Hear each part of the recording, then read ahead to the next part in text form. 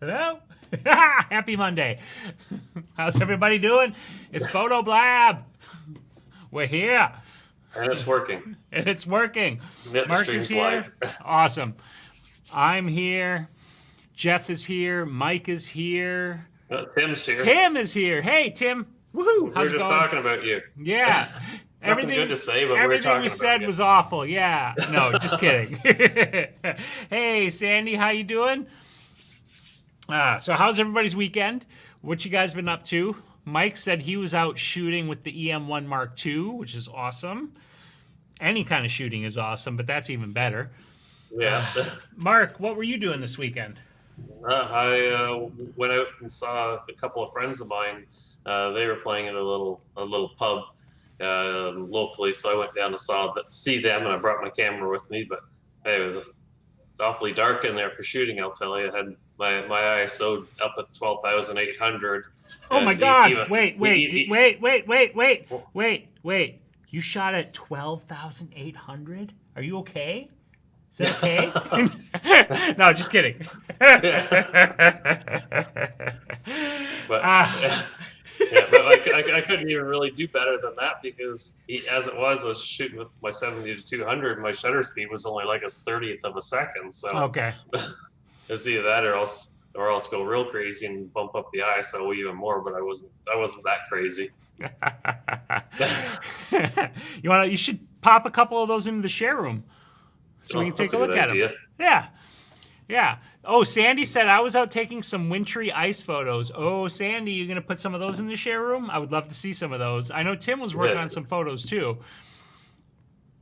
So yeah, I like the wintry stuff, except for having to go out and shoot them because it's so damn cold. So cold, right. Yeah. Right. Hello, Rick. Happy Monday. Yeah. Hey, so Rick. we were going to try again to have Mark share his screen so he could share his tip, but the screen sharing just isn't working. So for now, at least, whatever. We can't share Mark's screen, which sucks. But we've got a question from Jeff right off the bat, so we're going to go ahead and answer that because I don't want to miss that. Before we do that, though, Tim just asked if we're posting low angle this week or next week. It is actually 2 weeks from now. Because next week I'm going to be in Las Vegas, so we won't have a show. So this week is just open share. Whatever you're shooting this weekend or a photo you want to share or whatever, this week is open share in the share room. And let me just pop the share room link into the chat for you guys. So Jeff has a question regarding gels. And Jeff says, I'm shooting on a white backdrop and want to gel red and blue on the backdrop. And he asks, do you have a rule of thumb for a power setting on the speedlights to get the deepest saturation from the gels? And that's a really, really, really good question because that actually is a little bit tricky. See, when you're shooting on white, white is highly reflective. And as a result, the higher you set the power of your lights, the more you're going to wash out the color of the gels.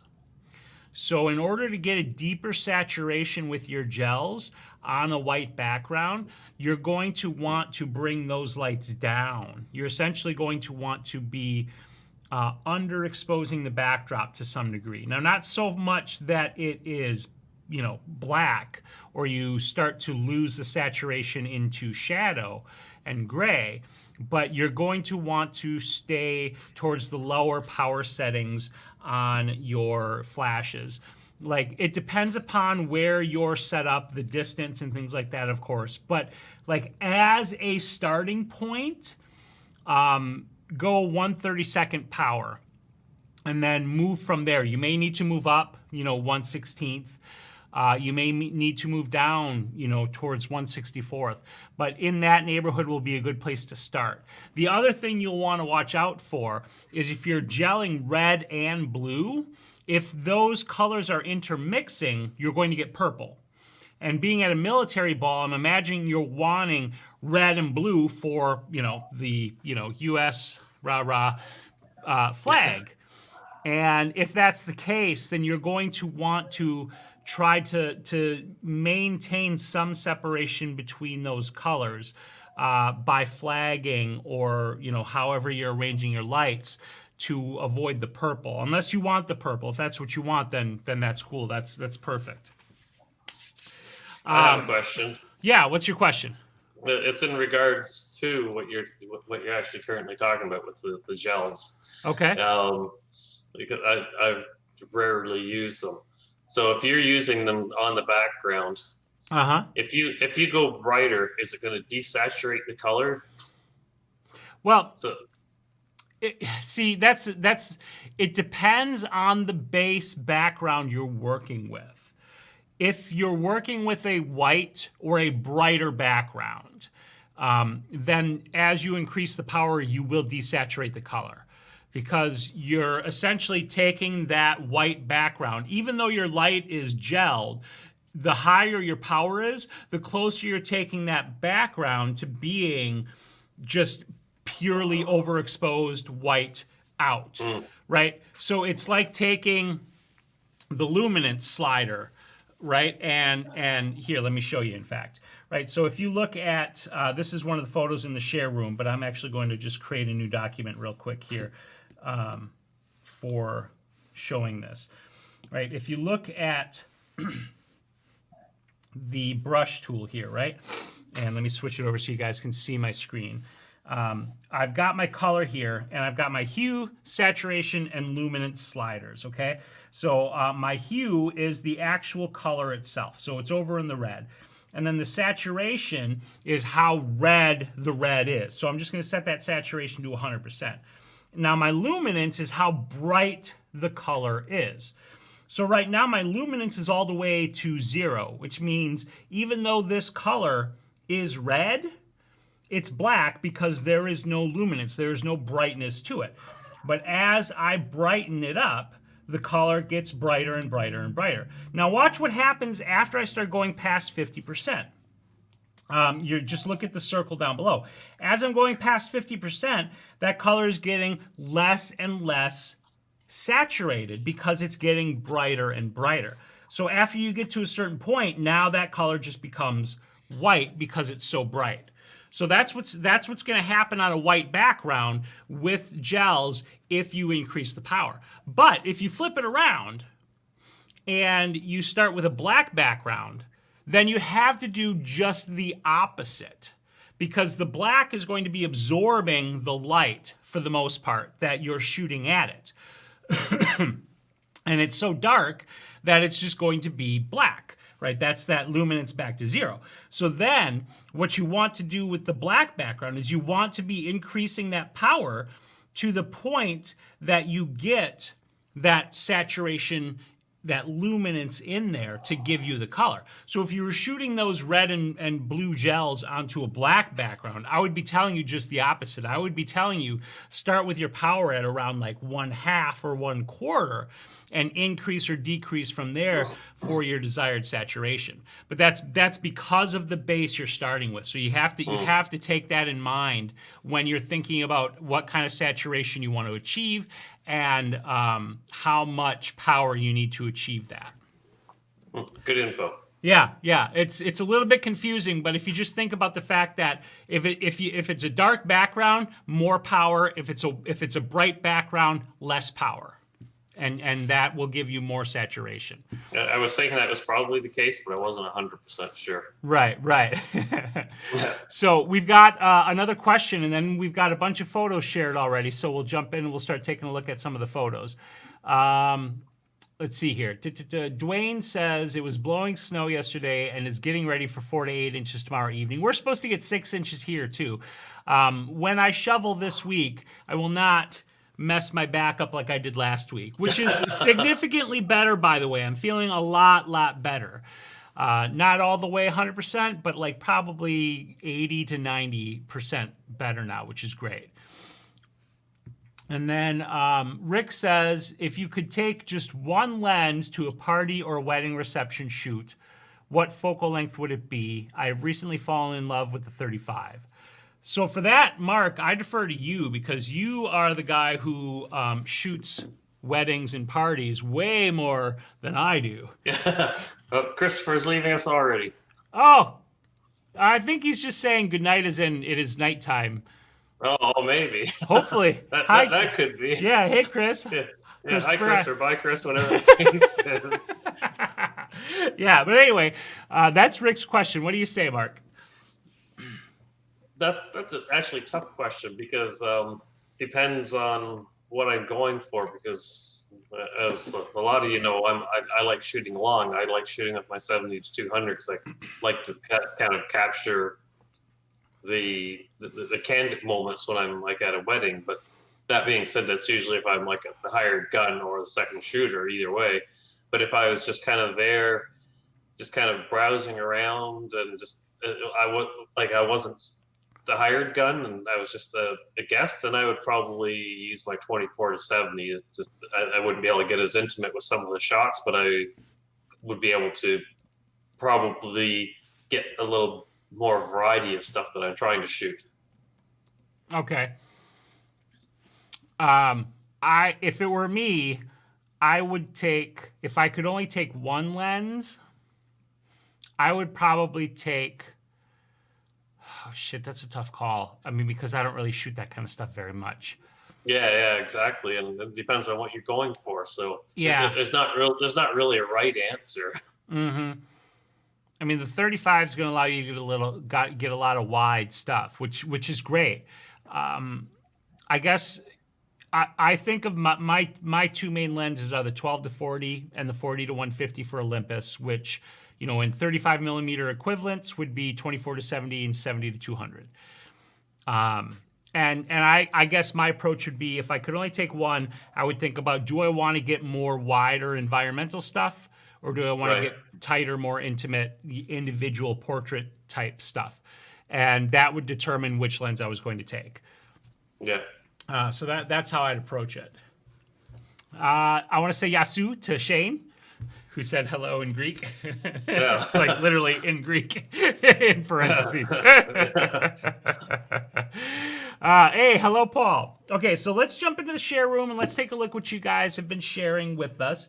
The first photo I actually had open in Affinity just so that I could make sure that everybody could see the whole thing on my screen. So let me pop this over here. And I'm not sure whose photo this is, because in the share room it was a random name, a random generated name. But this photo was shot with the Pentax K3, this photo of the bride, with the 50 to 135 millimeter lens at ISO 1250 and f2.8 and 1/60th. Oh, this is Jeff's photo. Okay, awesome. And 1/160th of a second. And Jeff says it's not the sharpest or the cleanest background, but he says, I just love her gaze. And I agree with you 100%. Mark and I were taking a look at it before, and Mark mentioned that it looks like the focus is more on the torso or elbow area rather than her face. So it isn't the sharpest, but I agree. Like, I love her gaze. I think it's still a beautiful photo. I love her kind of primness almost, like she's got great posture, and the way she's turned and looking, I think it's a beautiful capture. And I'd be happy with that one too. Yep, definitely. Yeah.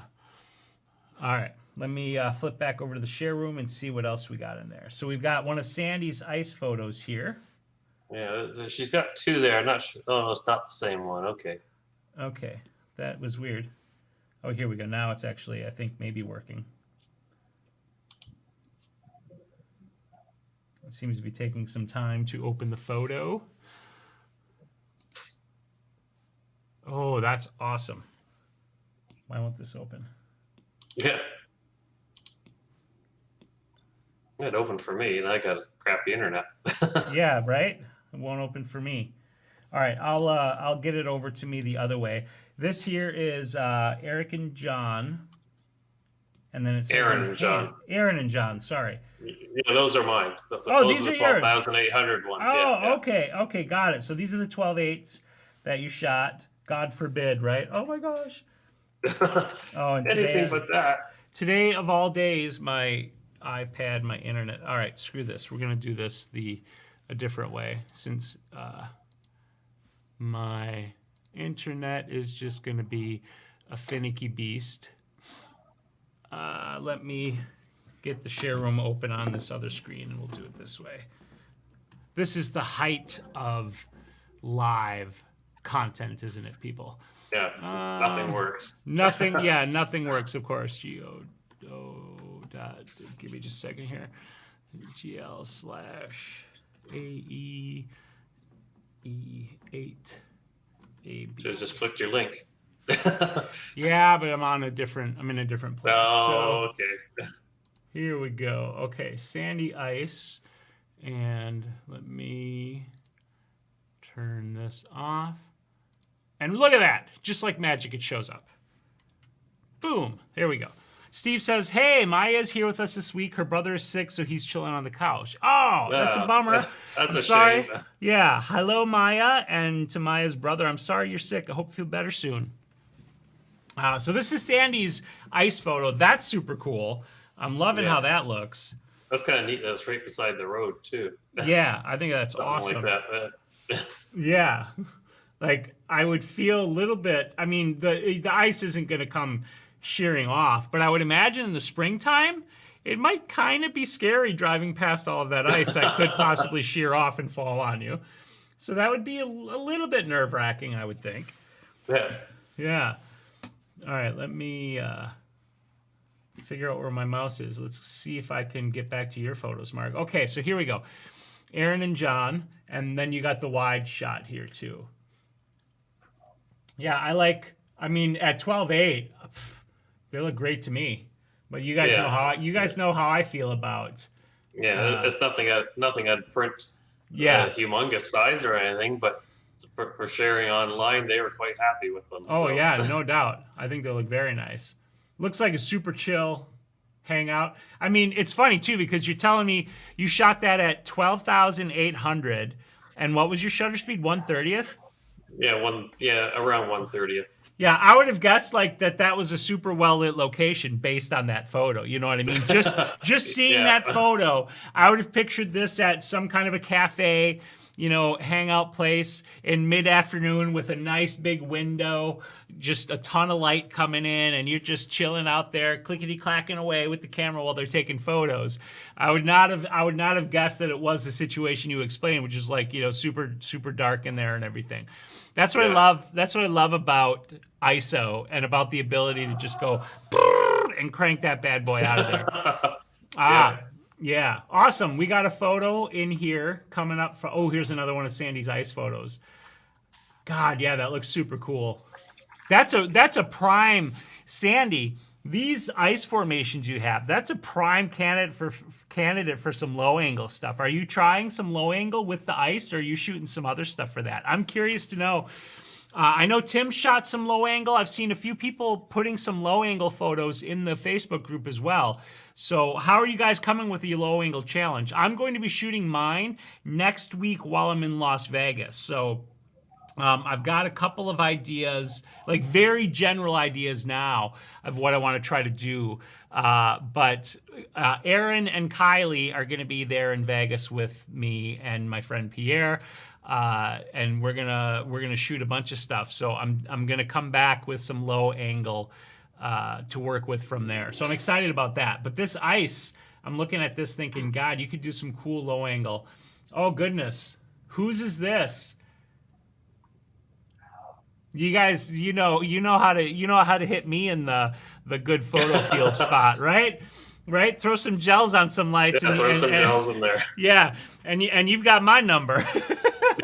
This is really beautiful photo. I love that bloom of blue. I love the way that rims the subject out.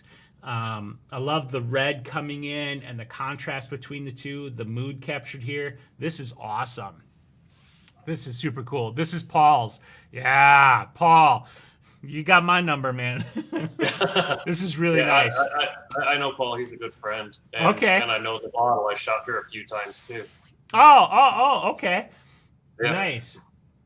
Oh, see, yeah. I bring friends in. I thought she looked a little bit familiar, but I was like, I mean, I've probably never shot her before because but that makes sense. I must have seen her in some of your photos. Steve says, does Mark have an Olympus camera or does he use Nikon? And Steve says he uses that weird brand, LOL. Starts with a P. Starts with a P, yeah. Panasonic? Ends with an N-tax. Yeah, right. So, wait. Okay. So get this question. Hello, Ash. How's it going, man? Hey, Ash. I wanted to just throw this out here for a second, and then we'll get back to the photos you guys are sharing. I was thinking about this before the show tonight. With Canon and Nikon, like finally, like fully actually saying, look, we're actually gonna really for real make some mirrorless cameras, not just dick around and make some middling efforts to it.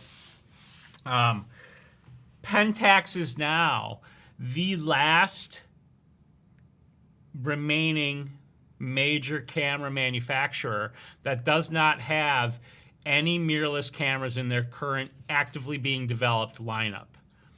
They have in the past. They were one of the first with the K01 mirrorless camera. Yep. And then they had the Q7, the Q line that they were developing for a while, but both of those lines are dead. Yeah. And they're hanging out there now in the back as the last DSLR only line. So I was wondering, yeah, they did, Ash. They did stop the Q. There was nothing ever official. They didn't come out and they didn't make an announcement like, "Hey guys, we're done with the Q stuff." It was just sort of like, they just kind of just swept it off under the rug and didn't say nothing about it. Yeah, I think there were 3 different variants of the Q, if I remember right. There was the Q. The Q7. Because I have the Q, the original one. And I have the 7. And then there was like a QS. And I think that was the last body they released. And they made some... Oh, they had a Q10. So there was 4 bodies then. I've got a Q7, Ash. In fact, let me grab it. Hold on. Hint, wink, nudge, nudge. Yeah, and I got the original one. Probably needs a battery in it, but if you guys have never seen one, this is the Q line. So this is the Pentax Q. Oh, you got yours right there too. Perfect, good. Yep. And here's the Q with the 06 telephoto zoom on it. I think that's the same lens you got there, Mark. This thing is equivalent to a 70-200, and look at how tinsy. For size comparison, this is an SD card. Just a wee little thing. It is absolutely a wee little thing, but it's super. It is a super fun camera to like just mess around with. The biggest weakness of this was the abysmal autofocus. I never found the autofocus that bad, but I mean it's not like awful, but it's not good. Yeah, it's hard to really miss focus because it's such a small sensor. Your depth of field is so big, so even if it misses focus, it's going to get focus anyway. Right, yeah. Oh God, yeah, Ash, definitely. Ash says I have a picture of my Q with a massive flash on it. We definitely want to see that. Hello to John as well. All right, so while we're waiting for that, let me switch back over and let's keep going through these photos. Here we've got another. Excellent. So this is super cool. We've got a lighthouse and a bunch of water here. I'm assuming, based on what I'm looking at, is this ice or is this foam from the water crashing? I'm guessing it's ice because this has got to be land. Oh yeah, because there's ice on the. You can't see me pointing at the picture, but there's ice on the lighthouse too. Yeah. Hello, Sabam, and hello, Harley, and hello. I did say hello to John. Yeah, this is super cool. I like the composition. I love the way this line rises up right into the lighthouse. This is a great shot. Mm-hmm. Rick says, I sold my Pentax K1 about a year ago because... the K1 or the KO1? The K1. Because everyone must have been saying they were going out of business. Love that camera. Oh, that's too bad because it's a great camera. That's the one you shoot, Mark, right? The K1? Yeah. The Pentax has been apparently going out of business for the past 10 years. I mean, yeah, everybody says that. Well, it's fair to say that Pentax is like the lowest of the low key. Like, they're so low key, they almost don't have a pulse, but they're still there. Yep. So someone keeps coming up with the paddles and bringing the Yeah. pulse back. Yeah, I mean, improbably they're still there, and they have a loyal user base. They're just like super under the radar, and a lot of times also super underrated. Because if you look at Pentax cameras, by and large, you get a tremendous value for your dollar. I think Ash already said, Ash said they have an affordable full frame camera, and that's very, very true. Oh yeah, Ash, I can post the room. Hold on just a second. Let's see, share room. Whoops. Let's see, says that was taken with the Z6, the new one. Oh, nice. Nice. Yeah, the K3 is great. I had a K3 on loan for a while, and I loved that.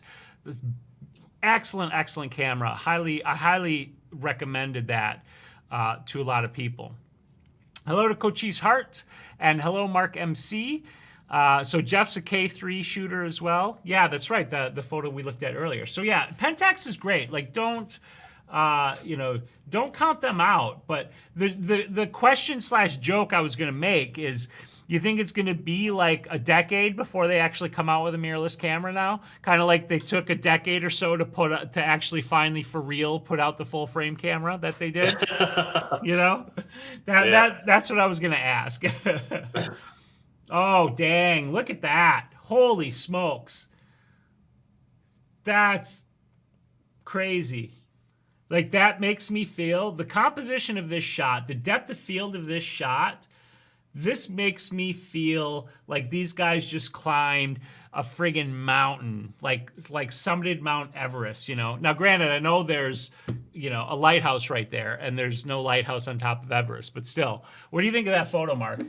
Oh, I like it. That being said, though, I'm wondering if that depth of field is fake or if it's real, just because it just something doesn't look right. I could be completely wrong, but I feel like, okay, yep, I was just going to say, I feel like this is a big telephoto, and that's exactly the case. Steve said wanted to pull the lighthouse in and have them look like they were toys. Mission accomplished, Steve. Mission accomplished. This was 500 millimeters at f5.6 on the D500. And so with the crop... I'm just not used to shooting that long, so that's why it has that look to it. Yeah, exactly.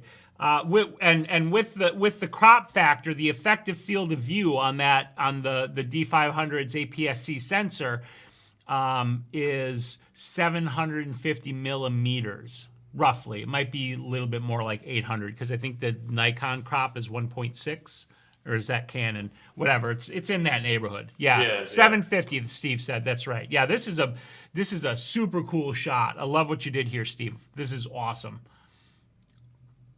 Oh my God, look at the penguins. Those are some crazy look. I've never seen penguins that look like that. These are it's like parrot penguins. Yeah. That's what they look like. Hey, Shoot Your Shot podcast, man. How's it going? I'm excited for your stuff, by the way. I saw your intro video pop up in your channel, and I'm excited for your podcast to land. Let me know when it comes out, bud. Apparently, this is Maya's shot.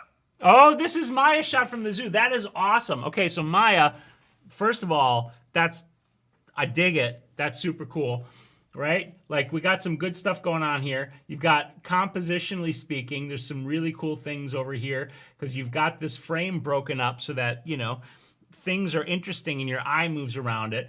One of my favorite things is, like, these two. Now, these two look like they're about to throw down, like, we're gonna have a fight. We're gonna tussle. Kick some butt. Yeah, so there's a lot of tension here in this, and then you got this one over here. It's like, whatever. I'm just gonna roll around in here and do my thing. Yeah, just chilling. Yeah, just chilling. I love the colors. I love Maya. This is a great shot. Yeah, especially the fact that it's through the glass, because shooting through glass is often very difficult. It's hard to get a good shot and eliminate that reflection and glare and any of the glass imperfections or whatever else you might have. But Maya, great job on this. Love it. And thank you for sharing it with us, Maya. That's awesome. That's super cool. One thing, I don't know if you can do this on the B500, but I would suggest if you guys can, just turn off the date stamping on the photos, unless you want them on there. But to me, since it's in the metadata already, you can go ahead and just turn that thing off, and then you don't have to worry about these things being down in the corner. Yeah, the whale bones are pretty cool too. Very nice. Oh, look at that. There's Ash's Pentax Q with a monster flash. That flash. Okay. Oh, that's a good idea. Steve says she wanted the dates on so she could see how she improves for the first year or so. That's great. That's great. Yep, fair enough. You know, keep it on there then. I love that. Look at that monster flash. It dwarfs it. It's hilarious. And that's one of the things that I loved about the Qs is that they have a hot shoe, so you can use these with flash, which is great because like super in a pinch, like I could put this in my bag with a trigger and a flash, and I could have a kit that I could literally fit into my carry-on bag with like my clothes and everything if I was traveling, rather than like packing like a kit, and having to bring my big bag and all that stuff. So like there's a lot of benefit to it. I love that. That's hilarious. Oh, check it out. We got a bride shot with the dress around. That looks really cool. I wonder what this would look like from above, too. I bet that would look really cool from above as well with the dress splayed all around. I'm going to see if we got any details in there. Okay, the last one was Maya's from the zoo. All right. And then we've got somebody on one more photo right now. Oh, look at that bokeh. Look at that shallow depth of field right there. Very, very nice. And that looks like a wind chime of some sort or something. Yeah, it's called a Jupiter Ace. I think it's one of those old Russian lenses. Oh, okay. Delicious bokeh, yeah. Jeff says the K01 and f1.8. I have one from above. Oh, so of the bride, if you do, pop that one in there. I'd love to see that too. Yeah, Ash says shot with his Olympus with the Jupiter on there. Okay. Oh, this one. Okay. Yeah. I haven't used any of those like swirly bokeh lenses or anything like that, but that bokeh is very. I love particularly like over here. It looks like ropes of bokeh. Whatever this was in the background, it almost looks like a living thing back there. I missed focus. Where were you focusing in the shot? Yeah. I mean, I'm looking at it, and to me, it looks like the left eye of the sun figure is where focus is. But I can't tell for sure looking at it here. Let me see if I can make it embiggen it. I mean, it looks pretty good. This isn't something that I can see being like super duper sharp anyway, just because of the nature of what it is. But also, like relative to the background, like your focus being slightly off doesn't matter because it looks like super sharp and crisp anyway. Hey, I'm E. How's it going? What's everybody been up to? Oh, Mark's got a photo. Mark MC just uploaded one. Let's take a look. Thumbs up. Yeah. We got some flash going on here. You can see the catch light in the eye. Yeah. Got that light over there. Coming in softer. Gives you some nice fall off on the shadows. That's cool. I dig it. Very nice portrait. Watch the details like this because it does look a little bit goofy with the thumb there in the corner. But but if he's doing his thing, you let him do his thing too, right? Exactly. Exactly. Ash says, I'm no good with the focus peaking. I guess I got lucky. Yeah, I mean, the focus peaking is a little bit tricky. just And playing if with you're not flash, used to Mark manual says. focus either, so Yeah. yeah, it can be tricky. The focus peaking definitely helps with the old manual lenses for sure. Mm-hmm. Yeah, I definitely, and I know this was on your Oli, so you had the, you've got the viewfinder, you've got really nice focus peaking. Whenever I tried to manual focus on my DSLR when I still had them, I had a heck of a time getting any kind of good focus because at the time I had the 60D, which had no focus aids whatsoever, like Yeah, no focus peaking anything. And I tried a couple of different focus screens. didn't have any luck.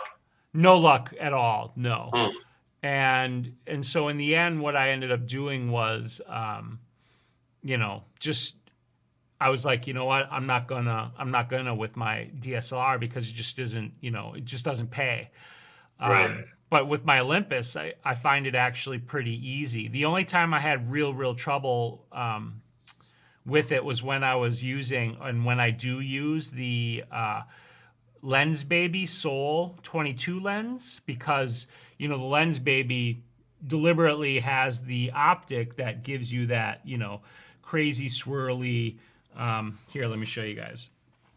I'll bring up a photo here so you can see what I'm talking about.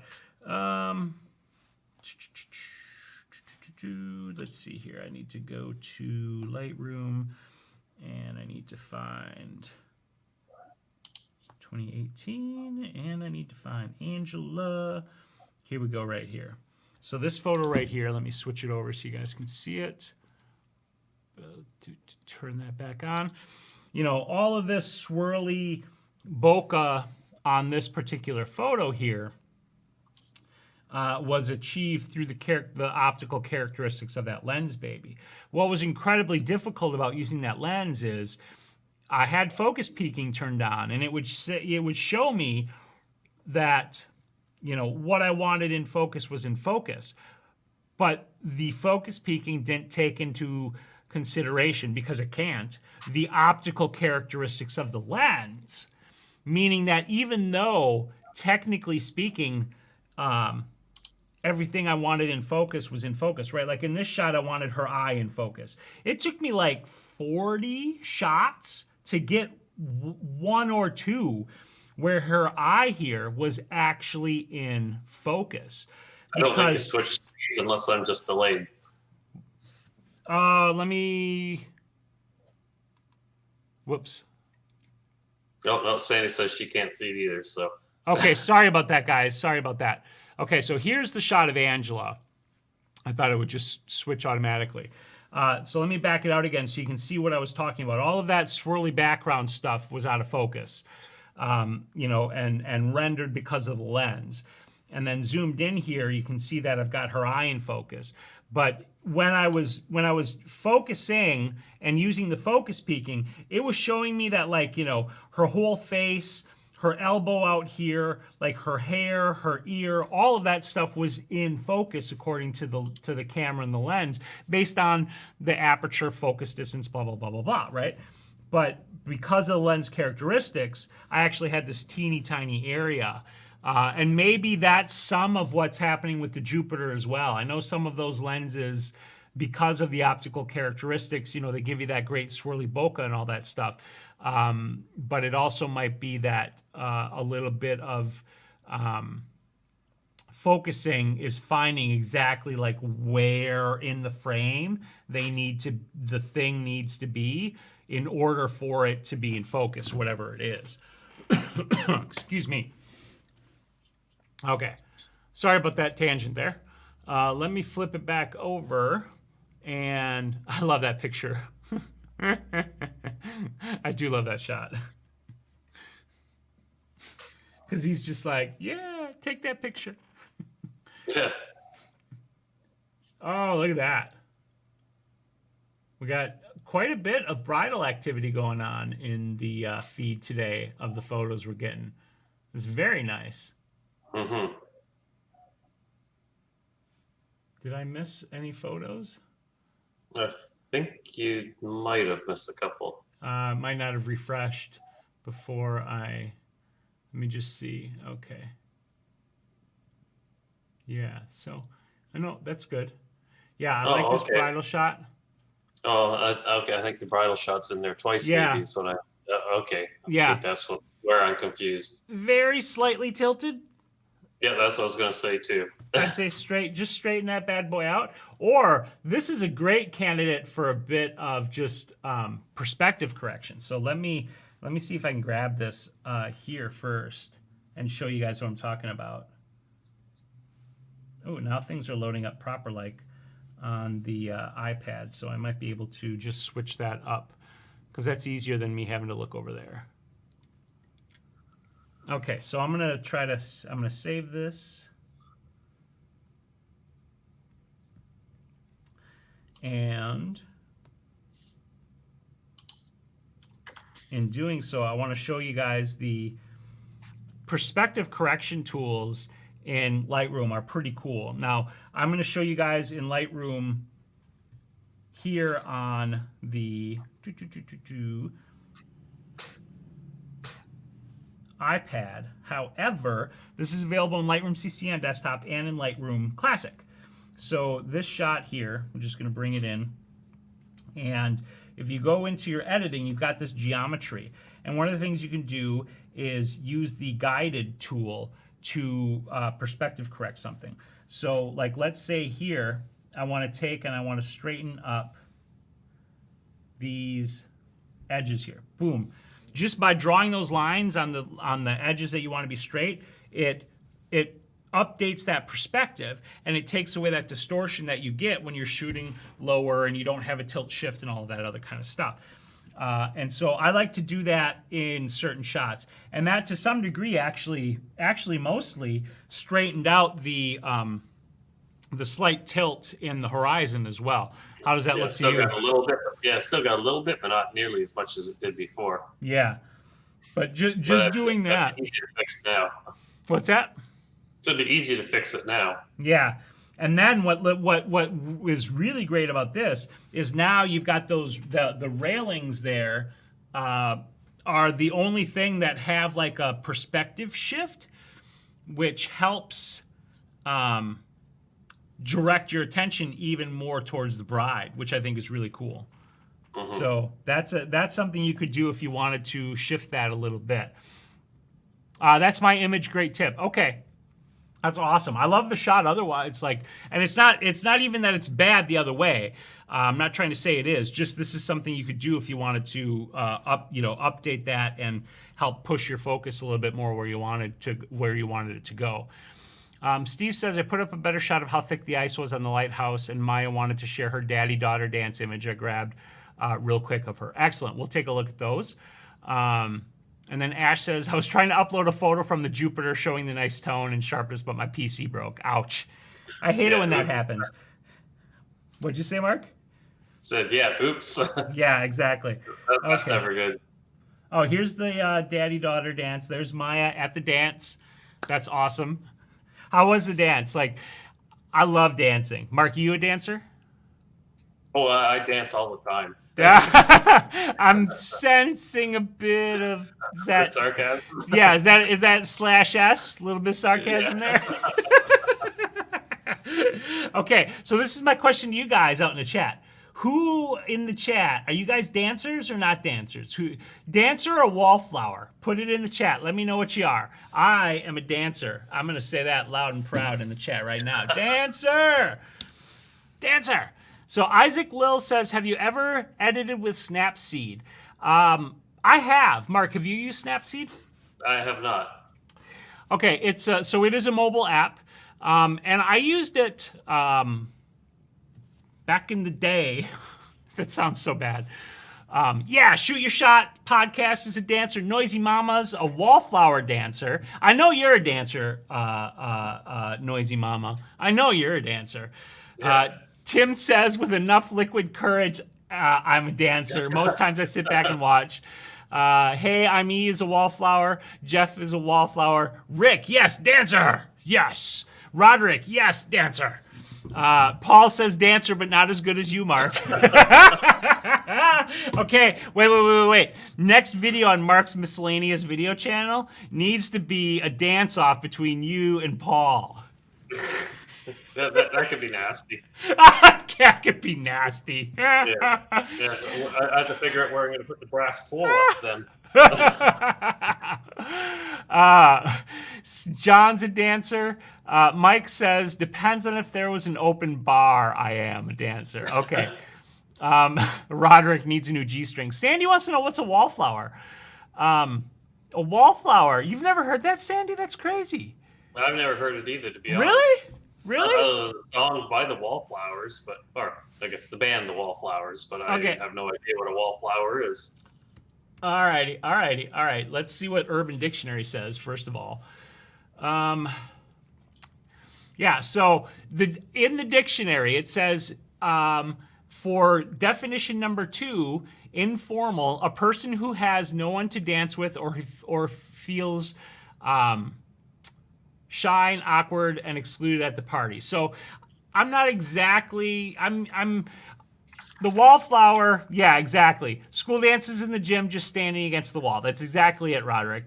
That's what I always thought of as wallflowers, the person who doesn't like to dance, so they're out hanging out around the edges along the wall. And not denigrating anybody who doesn't like to dance. Like, if you don't like to dance, I totally respect that. I don't mean wallflower to be a derogatory or a mean term, but I do love to dance. I do love to dance. Like if I was dance your ass off all night if you could. I mean, when I go to there's a convention I go to in Michigan called Doki Dokkan, and I literally, like, at the rave, I dance my ass off all night. Like, in fact, story time. You guys want to hear a funny story? I'll tell you a funny story. So we're at this. I was at this convention, Doki Dokkan in Michigan. It was their first year. We're at the rave, and I'm not saying I'm a good dancer, guys. I'm telling you that right now. Body surfing or whatever that's called? No. I was not body surfing. I do want to be clear that when I say I love to dance, that doesn't mean I'm a good dancer. I just love to dance. Like, I look like probably, the whitest white dude on the dance floor, but whatever. I still like it. So we're at the rave. I'm dancing my ass off with my friends. And I was there for, I don't know, 2, 3, 4 hours, just straight up dancing. Mike, it was in Kalamazoo, Michigan. I'll be there again in July. So if anybody in Michigan's in the Kalamazoo neighborhood, we could do a meetup. But at the end, like, everybody's clearing out, the rave's over, they're kicking us out of the ballroom so they can clean it up. We all got to go back to our hotel rooms, which we were in the hotel, so, like, we just had to go up to our rooms. But we're all stumbling out of the room and recovering from dancing, and we're walking, and my friend comes up behind me, and she's like, "What happened to your pants?" And I reach back, and I look, and I don't look because I can't see, but I reach back. I'd split my pants. And I don't even know how long I was dancing with my butt hanging out. I had underwear on, so it wasn't like my butt was hanging out. But I danced so hard I split my pants, and we're not talking like a small rip either. We're talking like full on crotch blowout of my pants. Throw your pants out because there's no fixing. Quite literally threw them out. I stuffed them into the garbage can in the hotel room and pulled out my backup pair of pants. So that's how much I like to dance. I ripped my pants. SpongeBob joke. So that's what happened. So at any rate, back to the photo of Maya. This is a beautiful photo of Maya at the dance. And do we have you guys dancing then? That's my question. Oh, there's the from the top. Oh, I love that bridal shot from the top. Love that bridal shot from the top. Look at her eyes. Look at her eyes in that shot. Do you see them, Mark? Yeah, I did. Oh, gosh. This is beautiful. Mm-hmm. I really like that. Yep, her eyes, her smile, the depth of field, the bokeh on that, right? Shadow depth of field, yeah. It's suited for that shot. Yeah, that's beautiful. That's beautiful. I love that shot. Beautiful work. The only thing that I might consider is warming it up a little bit because the whites are awfully blue. Yeah, I kind of like it. I like the cool because her eyes are so blue. True, fair enough. Yeah. Yeah, but I see what you're saying too. Like you go either way with it. Jeff says maybe I need to add backup pants to my kit. Yeah, yeah. Every kid's got a backup camera. You need backup pants. 2 is 1, 1 is none. So I always have at least 2 pairs of pants with me because you never know what's gonna happen. You never know if you're gonna dance so hard you blow your pants out. God. This is a gorgeous photo. These photos you guys are all sharing are really fantastic. So there's the tighter up shot of that ice. Look at how much ice that is. That's insane. Look at, oh wow, that's crazy. Yeah, that's a lot of ice. That's a lot of ice. That's super cool. Emergency pants, Sandy says. So specifically, it was at it's in Kalamazoo. Oh, it's Steve's talking to Mike. Never mind. Oh, yeah. Here's another shot. Oh, that's great. That's great. He's welcoming. Is that the groom in that photo? Or is that like the father? I don't know. Some random dude. That's right. No, but this is great. I love the framing of this shot here, right? Because you've got now shoot your shot. Were these XE1? Did you shoot these with the XE1? They were. I already looked. Oh, you did. They are the XE1. Okay. Because I watched shoot your shots. Okay, that is the groom. Good. I watched your video on the XE1. And yep.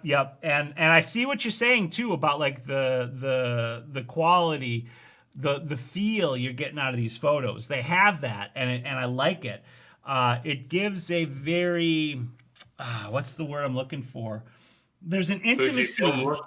Go ahead, Mark. I was gonna say the Fujifilm look.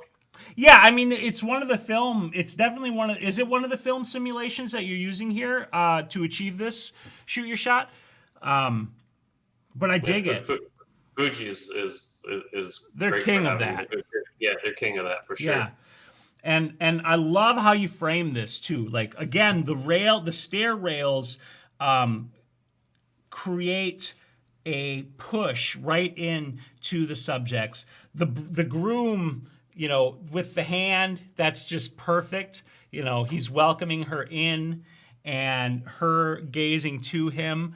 I love too, like this bit of contrast that you have here with the groom kind of in the dark and the bride out in the light. Almost as if the bride is bringing the light to the groom. I mean, it's great. This is a really wonderful photo. And the framing of him in that door frame and the way those two that you cropped off, those two arches are on each edge. Like this is just a masterpiece of composition, in my opinion. I love this shot. I love everything about it. What do you think, Mark? Yeah, I completely agree. It's like it doesn't follow the rule of thirds, but in this case, it works perfectly well, and it does sort of follow the rule of thirds because you got 3 arches. It's sort of it makes you think, but I definitely love this shot. So it's well executed. Yeah, this is fabulous. I love it. Sometimes the rules are meant to be broken. Oh, they are meant to be broken, 100%. Yeah, I don't care what anybody says. So this is one of John's photos, and I am digging. Rick is asking whether or not that photo was staged or not. Just Oh, good question. Yeah, I'm guessing Shoot Your Shot set that up, planned that. That'd be my guess too, but yeah. But yeah, Shoot Your Shot. If you wanted to share, if that was just a moment that you happened to catch, or if you set that up. That would be cool. Rick's wondering about that. That's awesome. This is cool too. I like the contrast between the relative warmth of the dead tree and all of the background, but also how it makes you almost feel trapped in a way in this landscape because you have this big open area, but then you have, boom, this thing, this sort of gnarly, prickly, pokey thing, like, holding you back in your way. It reminds me of DJ Khaled. which is super random. Except I just I just watched this. Pardon me. Don't want to cough into the mic. I watched this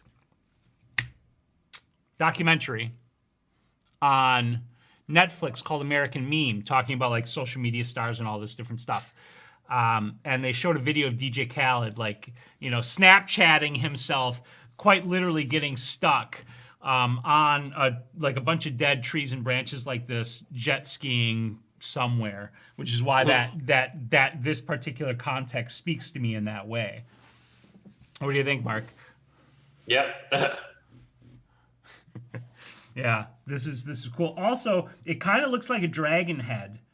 If you like the horns coming off the top, and then yeah, I can see that for sure. Whoops. Then you got like the eye kind of lower middle-ish, and then the snout, you know, where the teeth would have been underneath it. So it's kind of also got a bit of a dragon feel going there, which I dig. This is very cool. Yeah.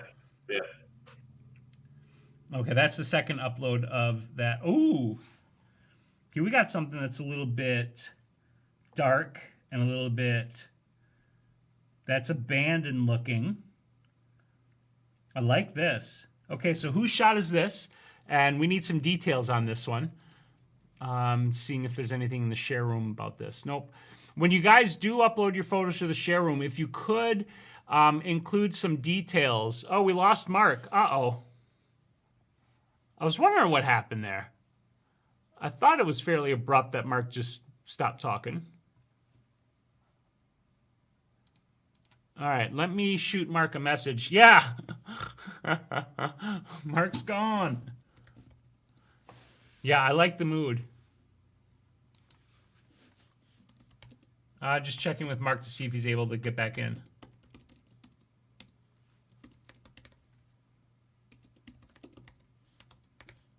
Just disappeared on my end, I'm telling him. It's because she was bragging about his internet earlier, right?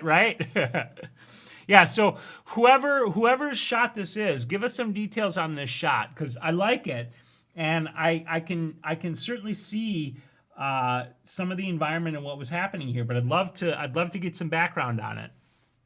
Okay, so Mark's trying to get back in. Let me see if I can add him. Oh, it's almost 7 o'clock already. Holy smokes.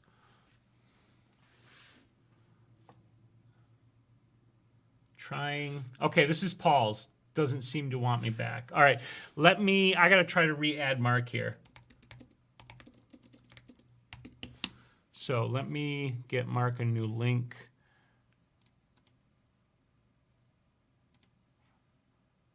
Click to copy.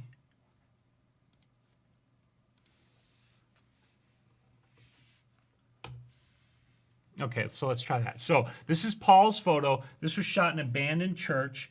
Excellent. Okay, so I dig it. I like the black rose detail. I'm assuming that pentagram was just hanging out on the floor there, and you just used it to your advantage, using the environment to your advantage, which is perfect if that's the case. Hey, you're back! Yeah, that was weird. So we were just taking a look at Paul's photo here. This is Paul's. This was shot in an abandoned church. I'll let you go ahead, Mark, since you're back.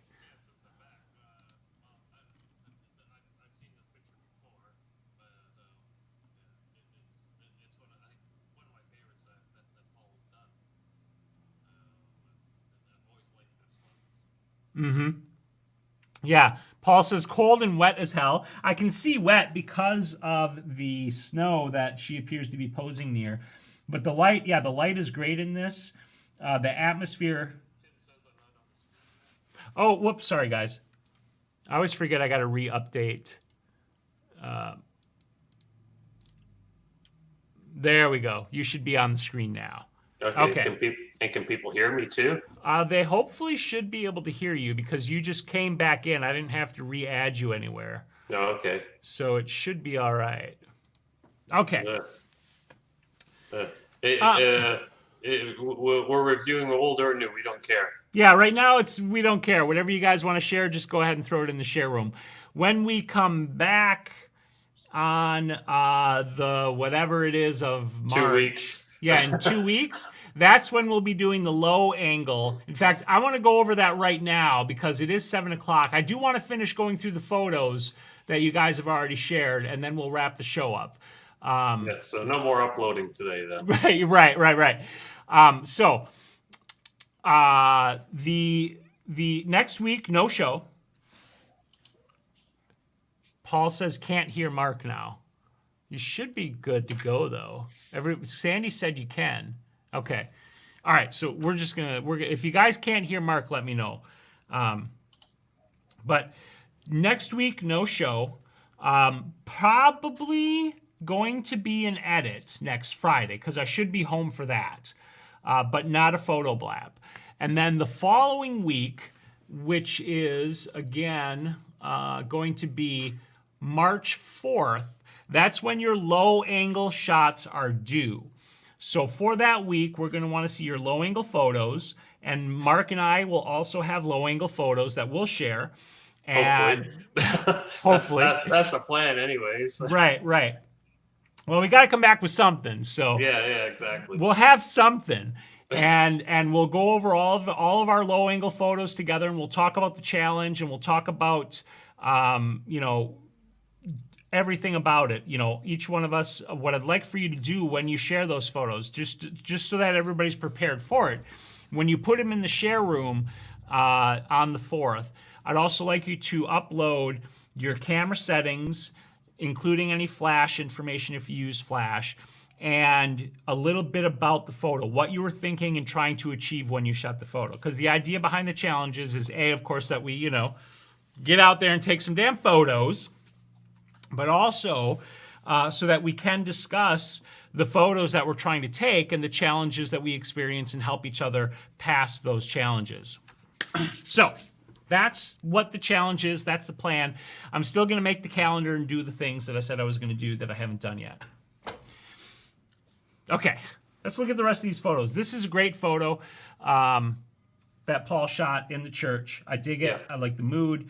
I like the composition. I like the tilt. There's a bit of a tilt there, and that works because it throws everything off balance, and it feels right that this stuff is off balance. It introduces tension, which adds even more to the mood, and her sort of black magic kind of menace feel to it. So I think this is a really excellent shot all in all. Mike says better late than never. Nikon rules. Where's that ban button again? All right, we can wrap it up now that Mike has jumped in and told us that Nikon rules. Yeah, exactly. Whoa, check out this mountain man shot. Check out this mountain man shot, Mark. What do you think? I'm waiting for it to show up on the screen here. Okay. Oh, there we go. Yeah, that's cool. That is very cool. I like the muted colors. Admittedly, the only thing I find kind of distracting is the red collar there. It's kind of has a little bit more pop than everything else, so my eyes are kind of drawn to that. But I think if that little area was desaturated a little bit more, then for sure, bingo, bango, bombo. Yes, I agree with you. That would be my main comment as well.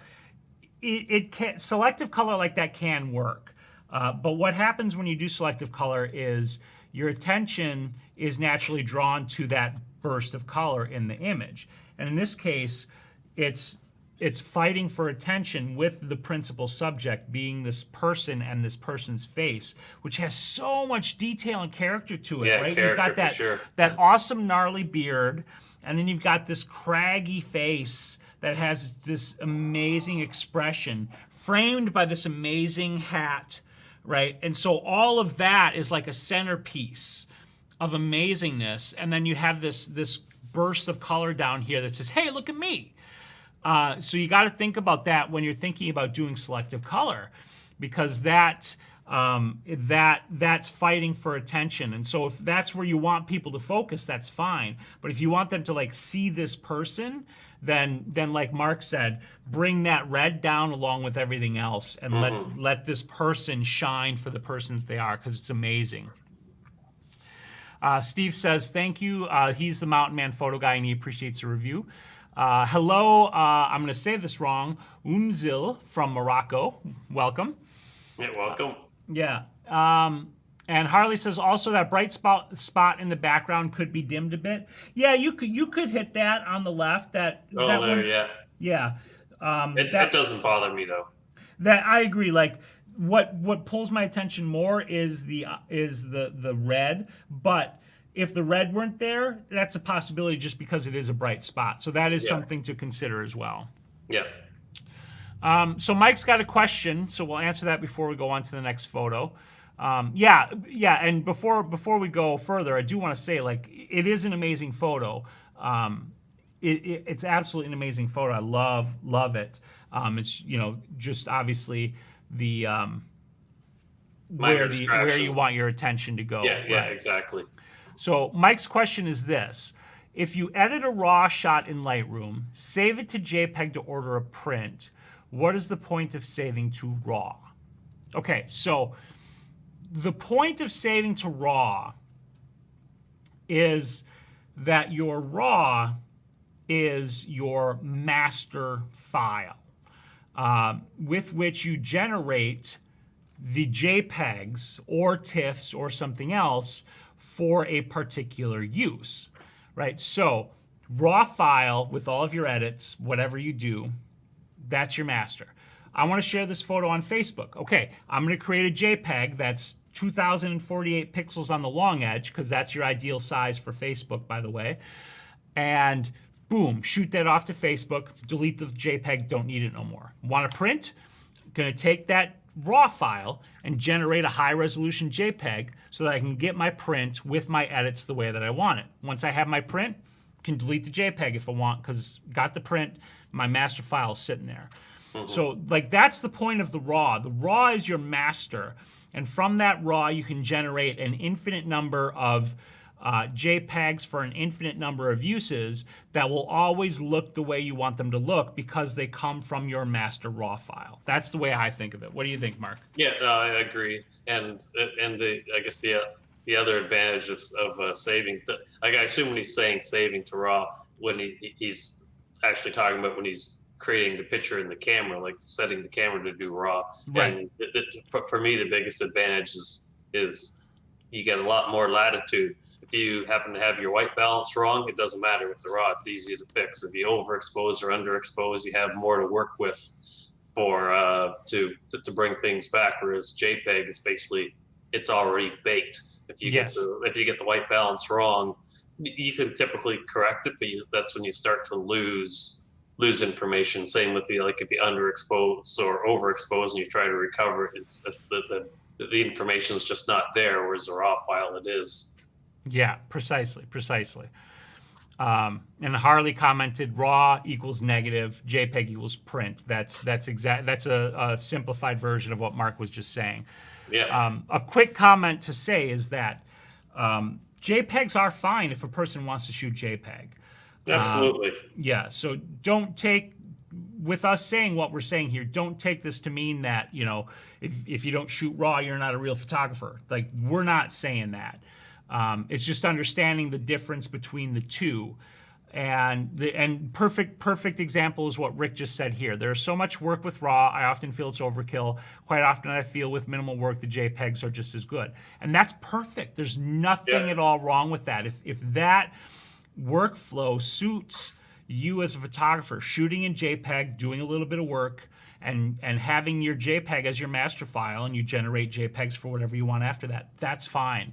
Yeah. Just as long as you know the difference between the two and can make an informed choice for what's best for your workflow. That's the key. If you're a seasoned photographer and know your stuff and you can get it right in camera every time, then absolutely there's nothing wrong with JPEG. But if you do happen to do a shoot one time and you maybe accidentally put your white balance on something wrong, or if you're on auto white balance and the camera guessed it wrong, then it can be a little trickier to get things back to the way they should be. So that's sort of the one thing.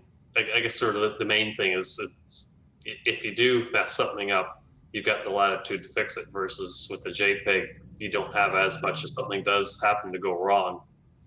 Yeah, yeah, yeah, and that comes back to making an informed decision, and just knowing which one will work better for you. But if you want that latitude, the raw is a better option. What I always recommend to people who don't know yet, like I don't know what I want to do, I don't know what works better for me, is for a little while to shoot both raw and JPEG, because you'll have the JPEG, you can immediately use that and do whatever you want with it, but you also have the raw that you can play with, try to understand the workflow, create a workflow that you find may or may not work for you, and then make a decision like, okay, I like this better, I'll keep working with raw. I like JPEG better, I'll just shoot with JPEGs. And it's interesting because there was I've been noticing kind of a swing, and that is that, like, in the beginning of digital photography, like the early days, there was no raw, because the only cameras that, quote unquote consumers could buy were, point and shoots, essentially, that just shot JPEGs. Maybe excuse me. Maybe you got one that shot a TIFF, but there were no raw files. And then we got to the Rebel, and we got the DSLRs, and we had the option for raw files. And there started to be this swing over to, I shoot raw, right? Like everybody knows Jared Polin, Pro, and his I shoot raw. That's his mantra. Yeah. Right? And there was a swing that way. And now we're seeing a swing back the other way that I think really started when Fuji really hit hard into the mirrorless market, with their X Pro and their X line of cameras and their amazing film simulations. Yeah. And now we're starting to see more and more people who realize something, what we've been saying, which is that JPEG can work great, and it's a viable option. So don't feel like you have to shoot one or the other. Shoot the one that works for you. Yeah, exactly. That's what it really boils down to, is what works for you. Like to be honest, when I'm shooting for myself, I usually shoot raw plus JPEG. Okay. And that being said, I usually end up using the raws 99.9% of the time. But if I happen to be out somewhere, if I got the JPEG, I can transfer it to my phone through the Wi-Fi. And if I want to post something quickly, I could. So yeah. So there's definitely advantages and disadvantages. And like you said, it's a matter of using what works best for you. Yeah, that's exactly right. And on that topic, Jeff, we'll get to your question too. Harley makes a good point, one that's worth noting in this discussion, which is that if you do shoot JPEG, one of the keys is understanding that you do have to handle it a little bit differently. And that is to say, you don't want to repeatedly open and save your JPEG file. Now, the key here is understanding what we mean by save, because whenever you save a JPEG file, that file is recompressed, and every time you do that, even at high quality, you lose some of the data in the image. So over time, if you open and save the JPEG file numerous times, you actually genuinely will use image quality. Okay, so that is something that you need to know. Now, let's talk about. It's like faxing a fax and then fax again. It's the same sort of scenario.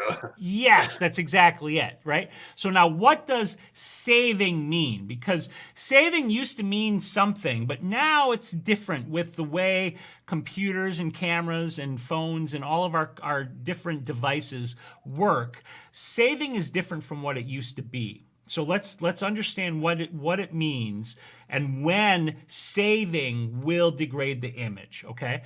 If you take a JPEG image and you load that into Lightroom, you can do whatever the hell you want, however many times you want in Lightroom, and you will never degrade the image, Because when you make changes in Lightroom, right? Like let me open up Lightroom here.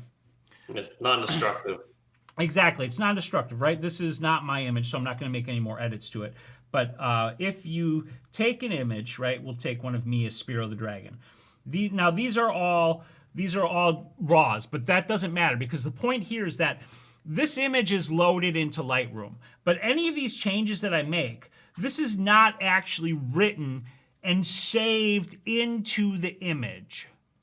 It is simply saved into a database for Lightroom that says to Lightroom, this image has a plus 2.76 exposure adjustment made to it, display it as such.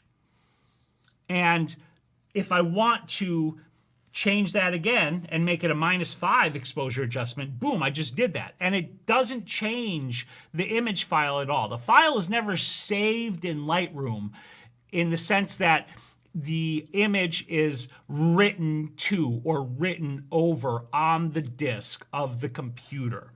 That's the key, right? By the same token, if I export the image and create a JPEG, right? Like if I save this to my camera roll, okay, we'll save that. Now I have created a new image in my camera roll with that adjustment. That image was saved as a brand new image. So as it was created to a JPEG, it was compressed one time, okay? But now let's say you don't use Lightroom on your computer. Let's say you use Photoshop or Affinity Photo or something else, whatever it is, right? If you open a file in a program like Affinity Photo, right? Like I'm actually going to open up that file. Now I am going to, do something to it, whatever. I'll just draw on my face. Look. Even if you don't do anything and you just save as, it's still going to change it. Yeah, I can't seem to do anything for some reason. Whatever. I can't. Oh, I know why. Because I'm not using my pen. Like, woo, look, I draw on my face. Okay? Whatever, I give myself some goofy horns. Now, if I save this as a JPEG, I'm saving it again. And that is going to compress it again. And then if I were to make another change and save it again, overwriting the original file, that would compress it again. So keep that in mind if you are using JPEGs. If your JPEGs are being managed in a program that is like Lightroom, we're talking Lightroom, we're talking Capture One, we're talking On1 Photo Raw, whatever the hell they call it, Luminar, Photoscape, any of those kinds of things. Yeah, Photoscape, Alien Exposure, whatever. Any of these raw editors, not saving, generally speaking. One or two of them might actually save it as a proprietary file, but even then it's actually taking it and creating like a PSD sort of file. Mm-hmm. No, a JPEG and a PSD file, I do not believe that is recompressed every time because as a layer, a PSD file itself is like a whole separate file type that doesn't have any compression applied to it. So I don't think that would happen. Yeah. And another note too is if you have a JPEG file in one folder and you take that file and copy it to another folder, some people might say, I'm saving it to another folder. That doesn't change anything because you're basically just making a duplicate of the original file. Right. The safe thing to do is if you are using a JPEG, again, if you have a JPEG in Lightroom and you want to edit it in a program like Photoshop or whatever, open it into that program and then save it as a PSD or whatever a native file format is for that editing software, because those are generally uncompressed files that won't further degrade that JPEG image. It's the act of saving the file as a JPEG that causes that compression and degradation. So that's kind of another reason I don't. I mean, it's not a huge deal. I like the flexibility of RAW, so I shoot RAW anyway, even if that were the case. But it's also like easier because I don't have to think about it. I just know like the raw file is my master, and when I edit in Affinity, I have my file format that's not compressed, and I know I can just endlessly create JPEGs of whatever quality or TIFFs of whatever quality I want, and they're going to be great. Excuse me. Okay, let's look at some more photos. Wait, no, we got a question. Jeff's question. Where did it go? I don't want to miss this. One more question about gels. What do you zoom the head on the Speedlight? This is a good question. It's a really good question. So the thing about that is it depends. It depends, right? This is my favorite answer. One of my favorite answers. It depends on what you're trying to achieve. That is to say, like if you want, you're going red and blue on this background. If you want to have wider coverage of a particular color, like I don't know exactly what you're envisioning your setup to be here. Like if you could describe as best as possible what you want your photo to look like, or even if you have an example, like an inspiration photo you're using for what you're going to try to achieve, that would go a long way in allowing me to answer this question better. Because without some sort of guidance as to what you might be trying to achieve in the photo, I can't really say, because it genuinely depends. Yeah, there's no real right answer. Exactly. It's just a determination of what you want to achieve and then how you get there. So with that, let's flip back over to the photos and we'll go I don't know if we're going to make it through them all. We're going to have to go. Plus, I keep seeing more coming in, so you guys are sneaking them in. Sneaking them in. I see what you're doing there. We were on the tiger with eyes, so let's get back to that while we're waiting for Jeff to give us some more detail. And I dig the tiger with eyes, and it makes me hear dun, dun, dun, dun, dun, dun, dun, dun, dun, dun. You guys know what that is? Dun, Rocky. Dun, dun. Yeah. This is a cool shot, though. I really like it. That's Steve Hacks. What's that? So that's Steve's. That's Steve's. Okay, yeah. Excellent. I'm also the Tiger Man, too. Didn't know you might have a theme. Joined here late, so I just uploaded photos. No, Steve, no need to apologize. No need to apologize. That's exactly what tonight was open share. So no need to apologize. Like I explained earlier, 2 weeks from now will be themed share, but this is all good. I like this. And this is a case where a strong vignette doesn't bother me.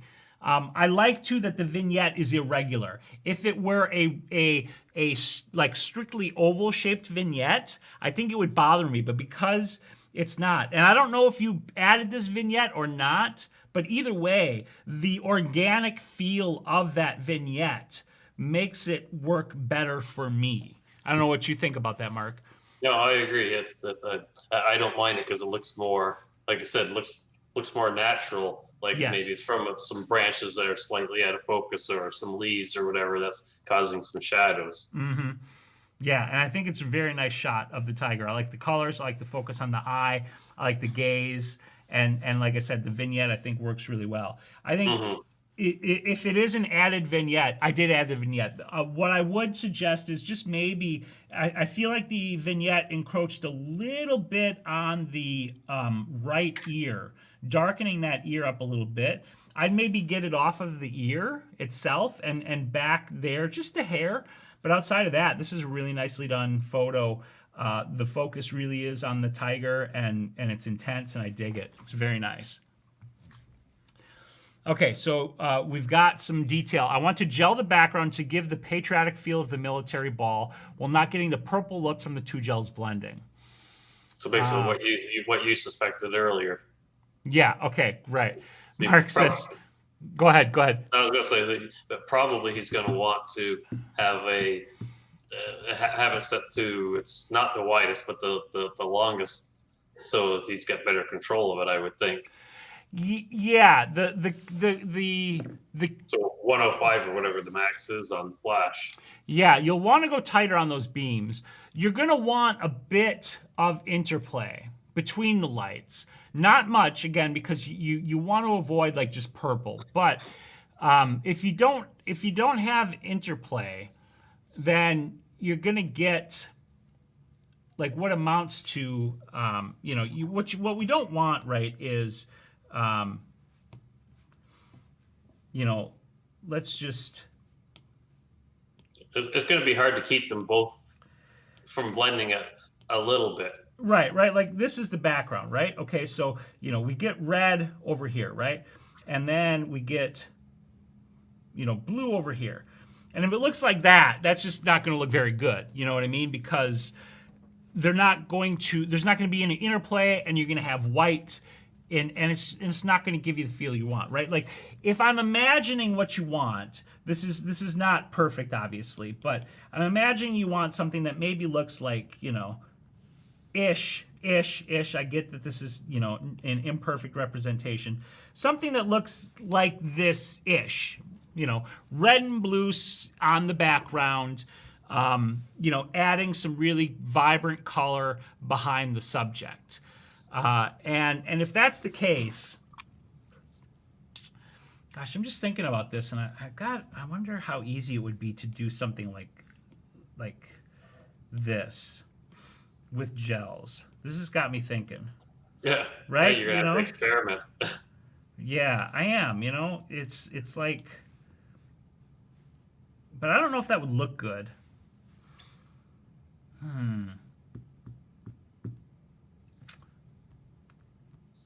Gosh.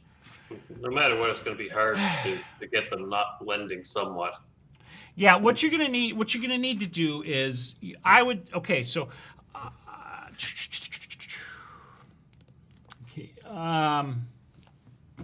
you know what I want to do is I want to like fire up the studio here and try it. So okay, it's 7:30.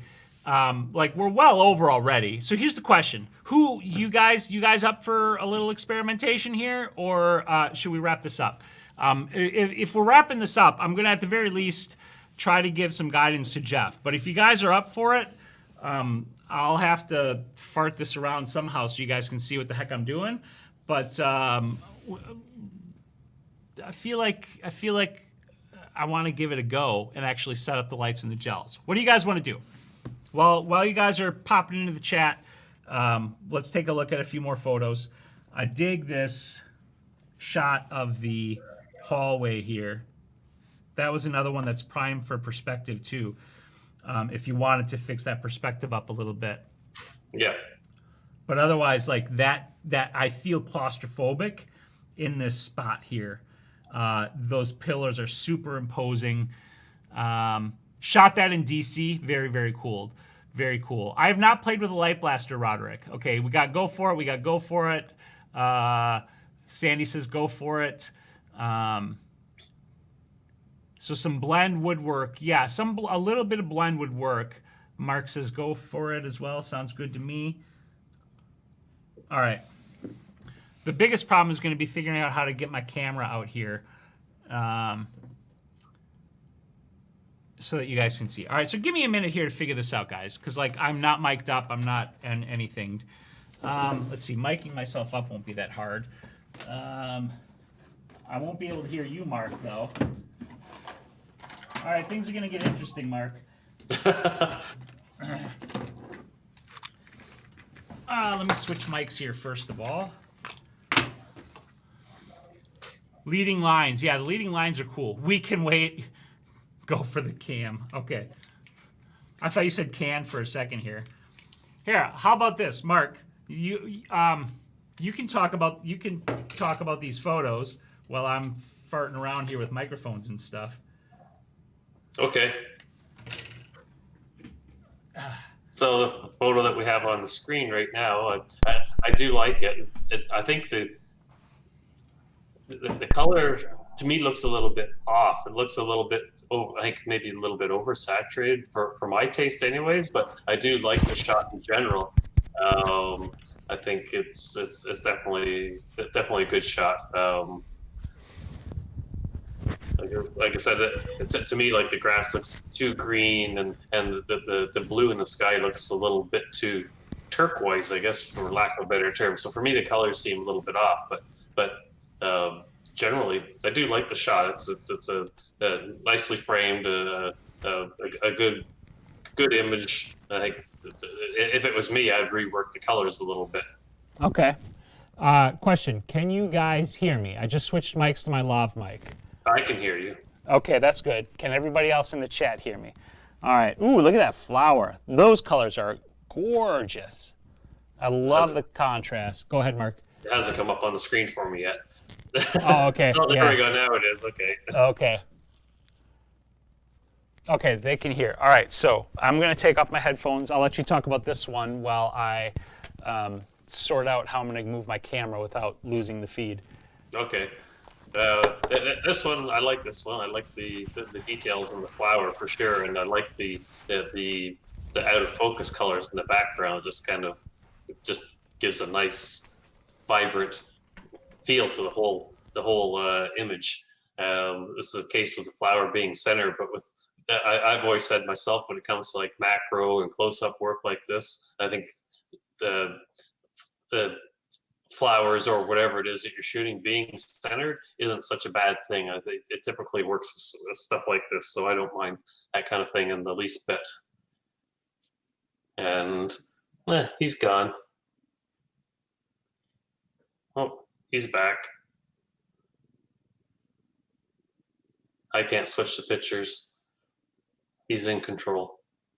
But yeah, as Mike said, great detail, definitely. You guys probably couldn't hear me. I had muted my microphone. Sorry about that. Can hear you now, though. Yeah, I'm just looking at my cam. Do you want me to switch the image? Yeah, we're done with this one, I think. Oh, that's a nice shot. That's a very nice shot. So you guys are going to see my camera get all janky here for a minute. Ooh, this is a nice one. I like this one.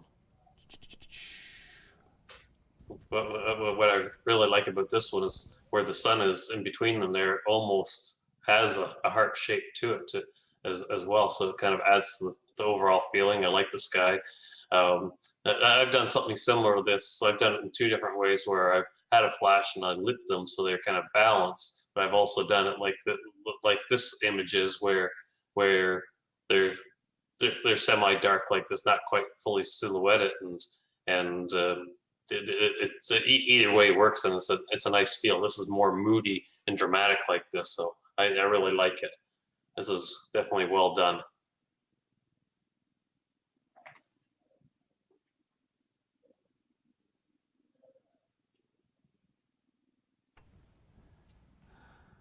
Well, you're right. Your camera did get wonky. What's that, Mark? I said the camera definitely did go wonky there. Yeah. I'm going to get a mini tripod. I don't have a lot of range on the cording here. So I think what I'm going to do is get a mini tripod and then switch out to a zoom lens so I can zoom down into the studio area. So do you need the next photo? Sure. Switch it up. Ooh, I like that. I'm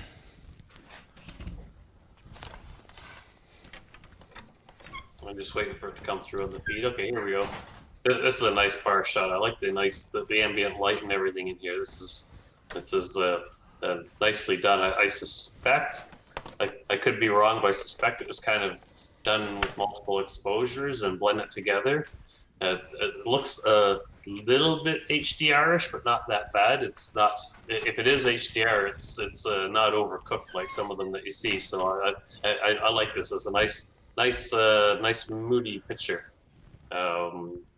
It'd be kind of nice too if there were actually some people there adding to the atmosphere, but it doesn't make or break it at all. I like the fact you got the sign in there, didn't chop anything off. Oh, okay, it was a long exposure. Okay, that's good. This was shot in Vegas, I see. Yeah. I'm going to be in Vegas next week. Yeah. Mike says it feels like an ad. It does have that sort of a feeling to it, too. Okay, we're getting somewhere here. Let me take that off of there. My feed's going to go white, then it's going to go black, then it should come back. Hopefully. Oh yeah, that would make a nice ad shot. Okay, so this is, again, not like the best setup here, since this is kind of spur of the moment, but you guys should be able to mostly see what I'm doing down there.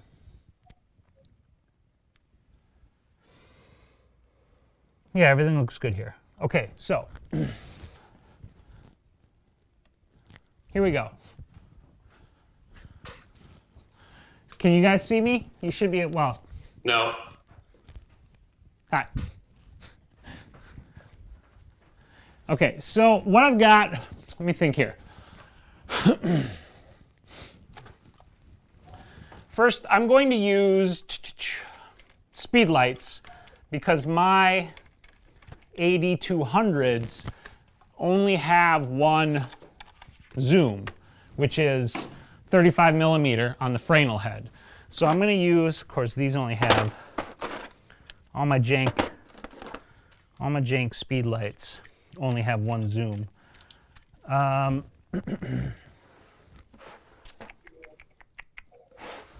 Well, shucks. Let me go grab another speed light. I'll be right back. Let me switch the photo for you, Mark. Okay. There we go.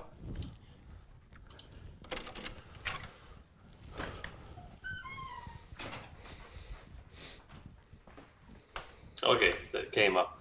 All right, this one here, I would definitely straighten it because it's leaning quite a bit. I like the reflection of the woman in the glass there. That's nice to see that in there. The lighting and everything looks good. It's nicely balanced. It's a little bit distracting with all the cars here. I was gonna say you probably could have shot a little bit more so the cars weren't there, but you would have seen the cars anyways in the reflection. So that's probably neither here nor there. Because if you got the cars in the reflection, you might as well have them there. So it's definitely beyond your control. Otherwise, the definite idea of this shot is definitely there.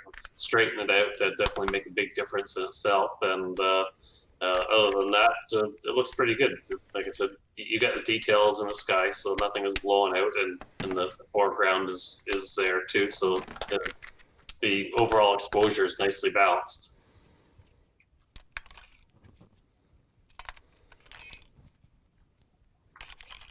You guys ready for another one? Okay, it was shot from the hip. That's why it's got that. Okay, that'll do it. What was that? No, it's just it's commenting on the tilt, and it's because Richard shot it from the hip, so it was sort of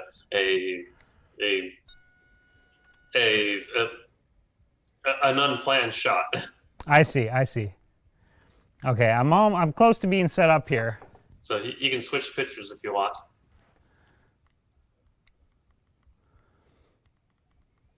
Oh, I think he's gone.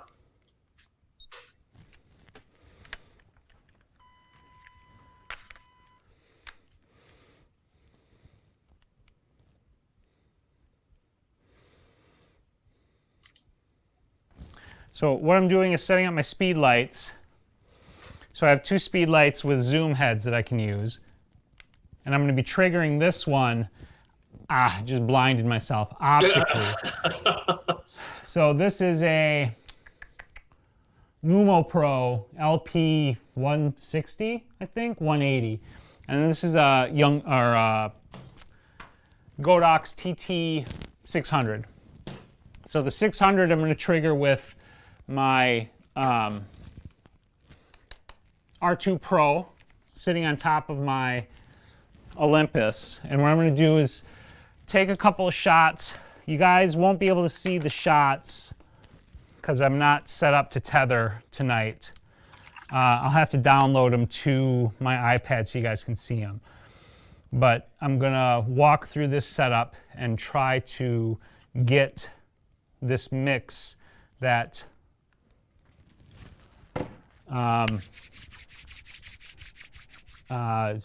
Jeff's looking for, right? I think it was Jeff's question. So here's what I'm thinking. I'm going to start with the TT600, and we're going to put a red gel on it, and we're going to put it on one side of, oops, that's the wrong flash. On a stand, I need a couple of brackets.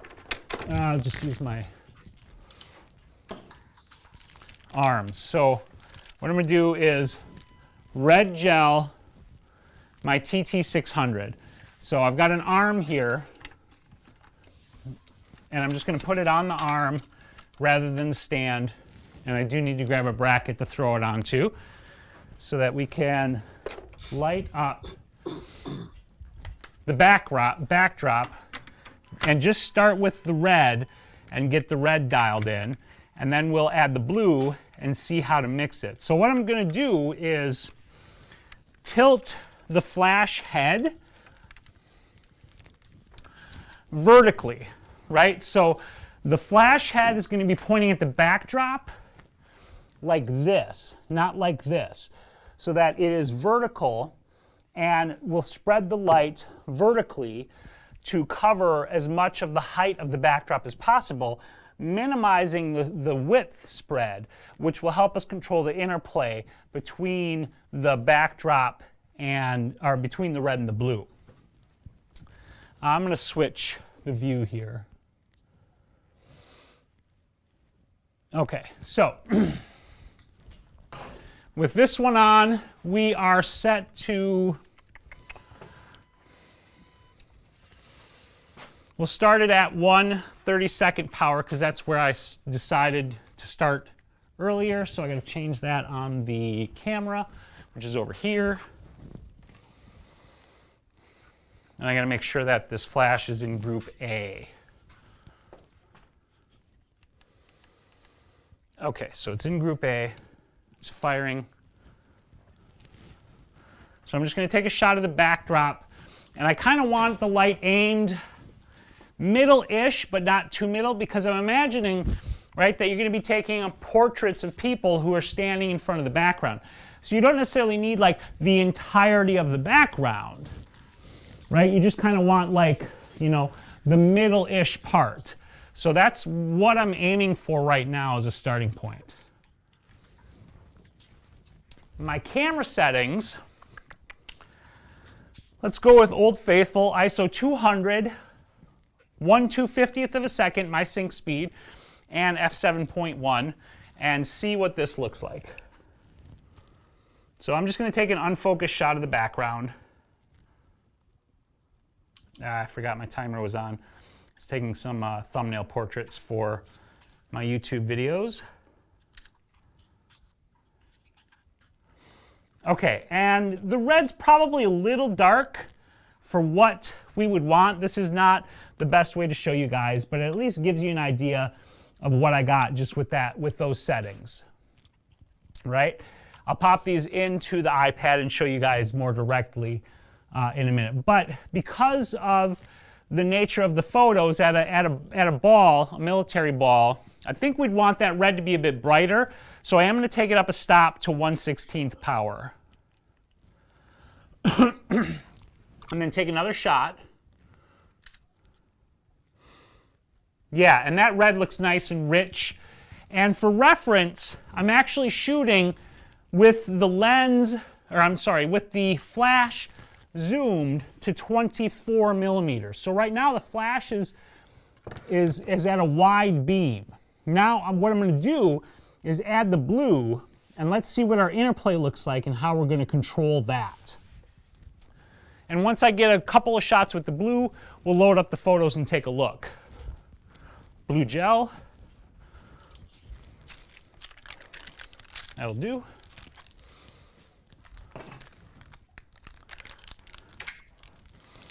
And bracket. Wrong one. There we go. And I'm basically going to try to point this one the exact same spot. And the key is just getting enough overlap that there's interplay, and there'll be a bit of purple without getting too much.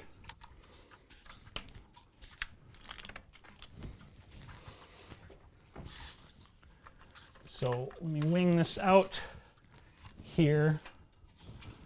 And this one I have to manually set the power, so I'll set it to the same 1/16 power, and I'll aim it the same-ish, kind of aiming in towards the middle of the backdrop. And I'm just going to test fire it. That looks pretty decent right there.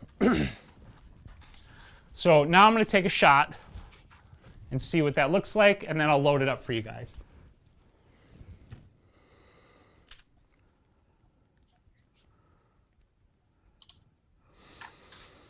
And that's not bad. It's not bad at all.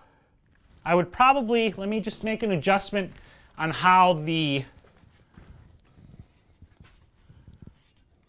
blue light is aimed. I think I'm actually going to put this on a stand to give me a little bit better control over where it's pointing at the backdrop. So I actually want to kind of bring it in a little bit to point a little bit more into the middle. Let me take one more photo.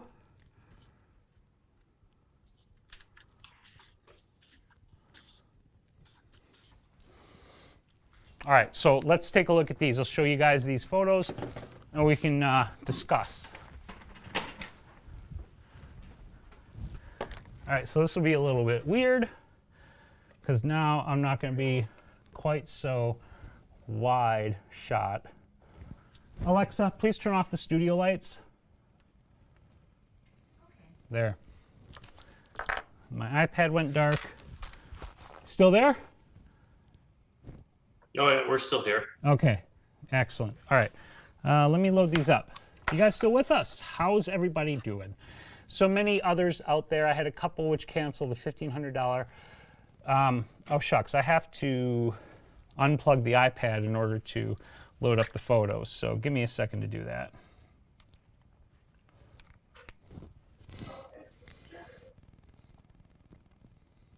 Okay, Paul says got to go.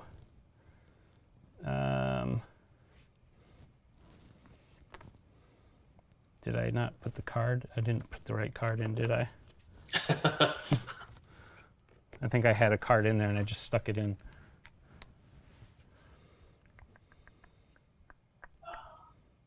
Here we go. Okay. So let me import these, keep, and get them into Lightroom and we can take a look at them. Okay. Is the image back? All right, here we go. So let me just get these imported. Whoops, I want that. Last import. Delete. Okay, so here's the photo that the photos that I got. So I started at 1/32 power with the flash head zoomed to 24 millimeters. And you can see what I'm talking about. The power of this shot is pretty low.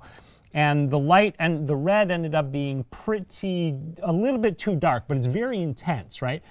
And I figured for, let me move this a little bit so you can see a little bit more of my noggin. What we wanted to accomplish is a bit brighter color. So I took that up to 1/16 power. And now we got a lot more red, a lot more intensity, and I thought that looked pretty good. So the thing I did is just mirrored that on the other side. Now you can see what I'm talking about here. There is definitely an interplay, and in the middle there you're getting some purple, but there's still red and there's still blue on the edges. But I changed the way it was aimed a little bit, and I brought the blue in a little bit more. And this is where it's difficult, because you do want that interplay to give you that sort of continuous color across the entirety of the backdrop. But you don't want it so much so that you lose all of the individual colors. And I think what you're going to need to do is just kind of play with how much interplay you want. So like based on what I've got here, how does that go with what you were picturing in your head as to what you wanted for that background? Is this kind of along the lines of what you were thinking about? Excuse me. Yeah, I can't talk anymore. Okay, I'm just backing up, seeing what I missed in the chat while we wait for Jeff to chime in here. Shoot your shot. Please, that would be so awesome if you could go to WPPI, because I will be at WPPI. If you go, definitely hit me up so we can meet up. That would be awesome.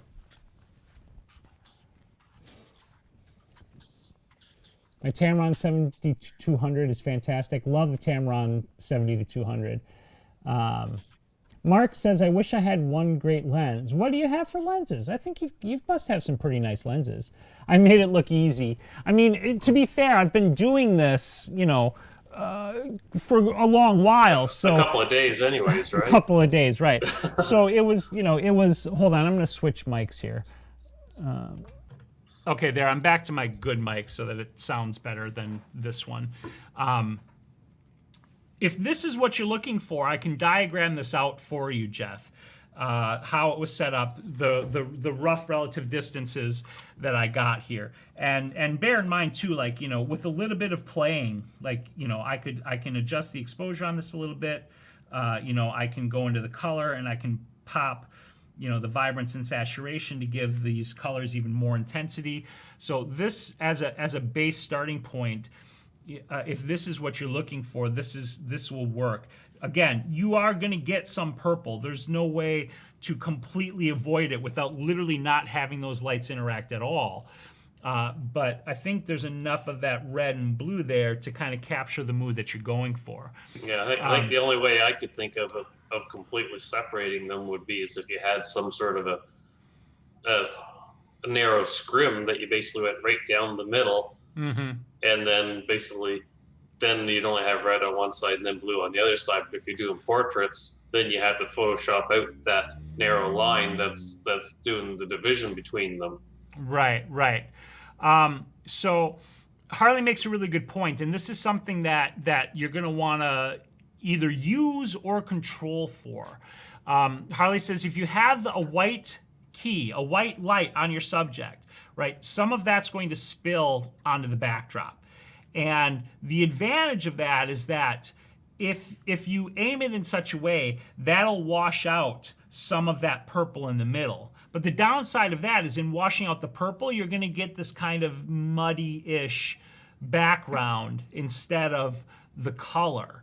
So what I would recommend is, in my opinion, it's better to control that spill from your key light as much as possible to keep it off of the background, and preserve the color, and then just get the color mixture the way you want it on that background. And your best way to control that is going to be how you position and aim your light. So let me, Alexa, please turn on the studio lights. I know I'm talking to my assistant in the tube. And I'm going to switch microphones again here. So I'm back in the live here. Alexa, please turn on the studio lights. In order to control, in fact, I'll bring this light in the shot as well, right? So this light here, I didn't move my camera. Sorry, guys. I'm like, you guys are looking at the wall. All right. So I'm just trying to adjust this so you guys can see it. And let me change the shot here so you guys can see it a little bit better. There we go. Okay, so I have this light on an arm here, right? So you may or may not be able to position it super easy yourself on a light stand versus an arm. But if you can position the light in such a way that it's more above and kind of pointing down rather than pointing back towards the backdrop. And then, in order to keep the light off the backdrop as much as possible, the glasses are filthy, don't position your subjects close to the backdrop, right? Position them a decent distance away from it. You'll need to have them close-ish to it because you want to frame them on the backdrop, right? And if you have them a mile away, then, you know, you've got all of the backdrop and you can see the lights and you can see all the other garbage. You don't want that. Right, but I'm standing six-ish feet away. This light is, you know, an arm's length away from me as the subject. So it's, whatever, 1.5 feet, 2 feet away. And let me slam my camera on the tripod and take a picture of myself and see what that looks like. It would help if I put the memory card back into the camera too in order to do this. So let me do that at least. Okay. Mike, who said? That's hilarious. We're creating all kinds of photography commands for our digital assistants now. Okay, so I need to switch this light into a different group. It was currently in group A, but my backlight's group A, so I just moved it to group B. Let me set the group B control on my trigger here. And we're going to set that to 1/8 power because that's what I had it at before when I was taking a self-portrait. And we'll just take me a quick selfie here. This is not going to be a great selfie, people. I'll tell you that right now. Set the self timer, and then let me try to frame this up a little bit. Quick, run into the frame, run.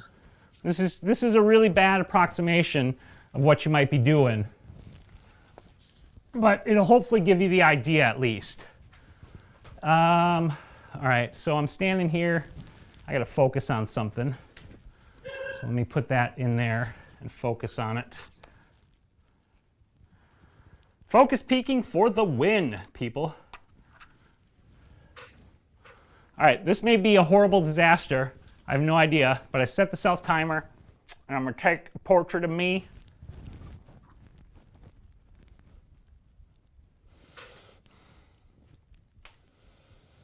Okay. So even with the position where I was, there was a bit of washout on the background. Let me show you guys what I'm talking about. I gotta unplug the iPad again.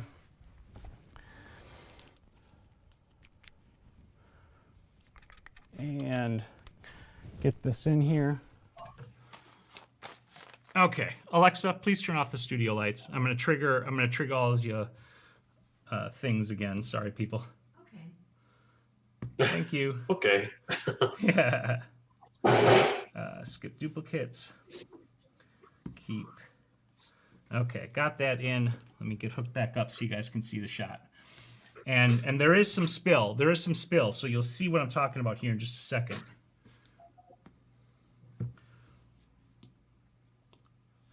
Right, so there's quite a bit of spill and there's quite a bit of washout on those background colors. If I step further away from the background, that would help. You know, I can come in here and I can boost those colors using the saturation. Of course, I'm getting ugly saturated too if I go like too crazy too far. So what I would do is I would probably... Did you turn the screen on? Oh, no, you guys can't see anything. Really. I wasn't sure whether it was just my delay in the feed or not. Yeah, no. So this is what it looked like. And there's a lot of washout from that light. So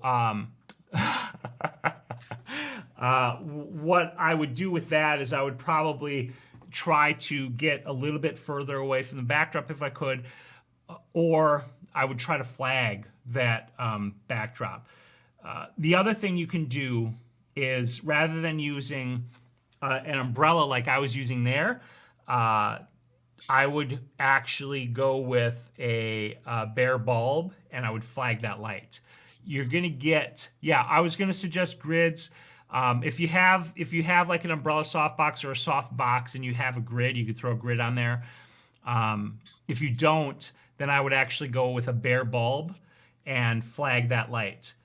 Because you can do that really easily, you know, with literally just some Velcro on your, and then a piece of foam, craft foam, right? And then this aiming at your subjects, it's going to be harder edged light, but it's also going to preserve your colors and details on the background. So I'll show you what I mean.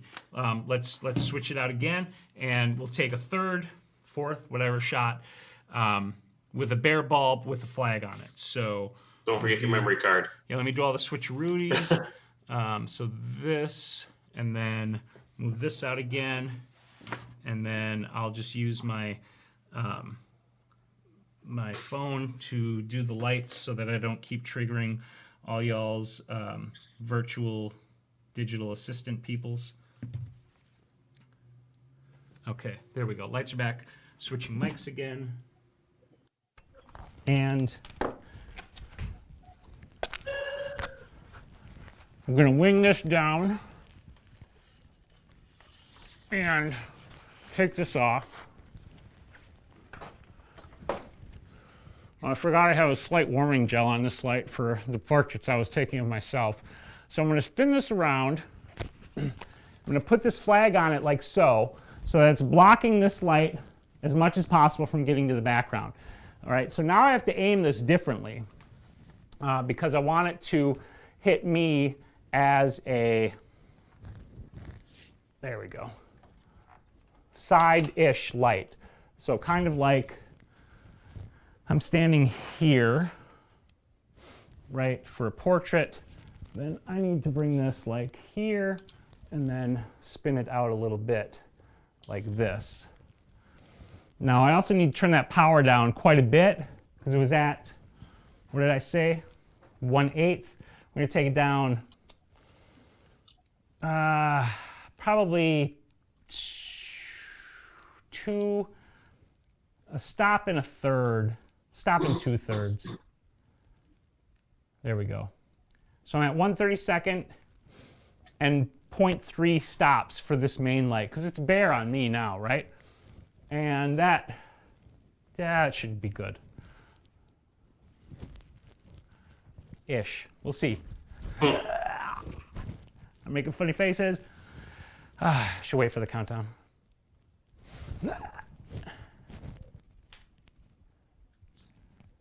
Okay, there's a way better background color. So now I'm going to add light 4. Okay, we're going deep now, people, because it's not a soft light, which means one side of me was super duper dark. So I want to fill that in on the other side with another light, and then we'll be dunsies. You running out of flashes yet? Oh, you can't even hear me. I can sort of hear you, Mark, but I have no idea what you're actually saying. Alexa, turn off the studio lights. Okay, that should be about right. Everything's all locked up. Yeah, that'll be good enough for the purposes of what we're doing here. Ish, right? Okay, so these two lights are lighting me. 2 lights behind me are lighting the backdrop. These are flagged to control that spill.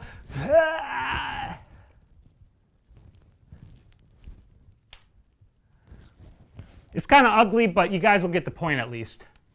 I forgot the memory card. I'm such a dolt. Okay, let me turn off this light and replicate both of the shots that I just did. So, off, shot 1, just this light. Getting out of breath running around in my studio. That's why I sweat like a crazy person when I'm doing a photo shoot, all the running around I do. That was the derpiest photo of me. That's hilarious. I was in mid when it went off, so that one's going to be a great shot. We'll do this.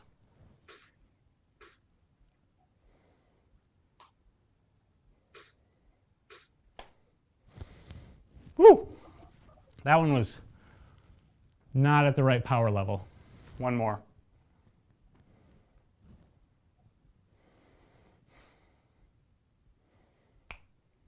Almost done. There it is. Okay, come on. Don't be going off at a 1/4 power, you stupid thing. Okay. One more. This one was not firing at the proper power level. I had to test fire the flash to establish the connection.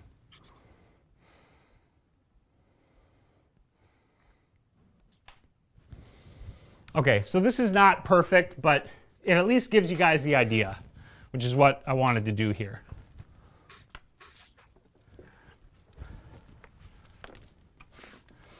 So plug this in, turn those lights off one last time.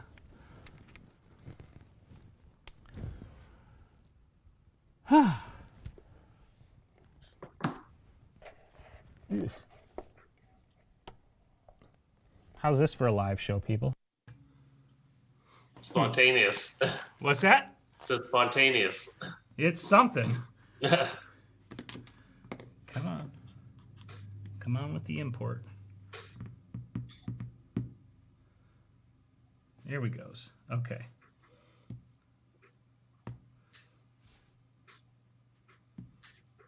Alrighty.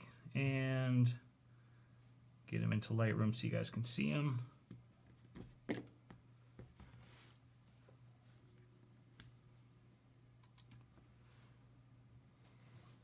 Okay, so this is the first one with just one light. And you can see there's much more preservation of that background light because the main light is a much more controlled source. It's a smaller source and it's flagged off so that it's not spilling onto the background. Now that was me in mid-derp, so I wasn't posing, but as you can see, there's a ton of shadow on my left side. You can bring another light, or you could also bounce, use a reflector, use a V-flat, something like that. So I brought in another light, but these are the two where it was firing way too bright. And they're not aimed well, okay? So that's why it's still not really lighting me up very well. But with right aiming, you can preserve your background colors and light your subjects up quite nicely. And that's the kind of look that you can get. In fact, you know, if you want to see what it looks like when done right, here are some example photos, right? Like here, this MJ photo here. Now, the key here is I used the same color gel on both sides, but this is that exact same setup in action with me actually taking the time to make it look right. You know, two lights with gels pointed at the center of the backdrop. I wanted these colors to mix fully because they're exact same color. This is a black backdrop too at the same time. So these were at full power on the background rather than at like 1/32 power. And then a main light up over here above, pointing down at her, flagged. And then a secondary light over here, actually add a stop or two less power to soften the light on the other side of the subject, and then fill that in and give some additional detail and bring that up. So this is what you can do if you take the time to set it up properly, rather than this super quick, super jank setup that I just did. But that at least gives you the idea. I do like the 50-50 of the first one too, but for the military ball, that's probably not the look you want to go for, right? You want something that's a little bit more well lit, a little bit more even keel, so to speak, and that's where having the two lights in there can even all of that out and diminish your shadows. So that's the approach that I would take to do it. And you can do it on location. Now, if you don't have 4 lights, then it's not as easy to achieve. But that's what I would recommend you do. And I hope you guys have found this helpful. This show ended up running quite a bit longer tonight than we thought. But that's okay, because we can do these things and have fun, and I dig it. But I think we should wrap this up because it's a little after 8, and I want to go hang out with my wife. She might appreciate that. Yeah, she'd probably appreciate that a little bit too. So, thank you guys very much for hanging out with us, for joining us for the show tonight. I hope you enjoyed this and found this useful, including this totally impromptu, totally janky, but hopefully educational studio demonstration. And Mark says, manners are important. Alex, I almost said it. Digital assistant. What's your name? Yeah, please turn off the lights. Yeah, I do. I try to be polite to our future robot overlords. Skynet. Right, exactly. You should J- ask Alexa if she knows Skynet or not. Oh God, yeah, I should. Let's see what it says. Okay. At any rate, thank you so much for joining us, guys. We, as always, appreciate the heck out of it. Mark, it's the end of the show, so I'm gonna put you on the spot again. Any last words you want? Any last words you want to share? Nope, other than good show, and it was good to see those pictures, and looking forward to seeing our in 2 weeks the theme pictures that everyone's come up with. Yes, I'm very excited about that. So Yeah, see, I actually had something to say this time. All right. Yay for Mark. Yeah. Do keep in mind in 2 weeks we have the theme. Thank you so much. Also keep in mind next week no show. And I apologize if we didn't get to your photo that you uploaded towards the end of the show. I have a feeling that's going to happen as the show grows. But we love seeing your photos, and thank you so much for joining us and spending your time with us. We appreciate it very much. Make sure you get out there and take some damn photos. If you want to support the show, head over to shp.photo/merch where you can get your own t-shirts and hoodies. Otherwise, we will see you guys in 2 weeks. Yep. Bye. Well, bye, everyone. And Alexa, turn off the Xbox.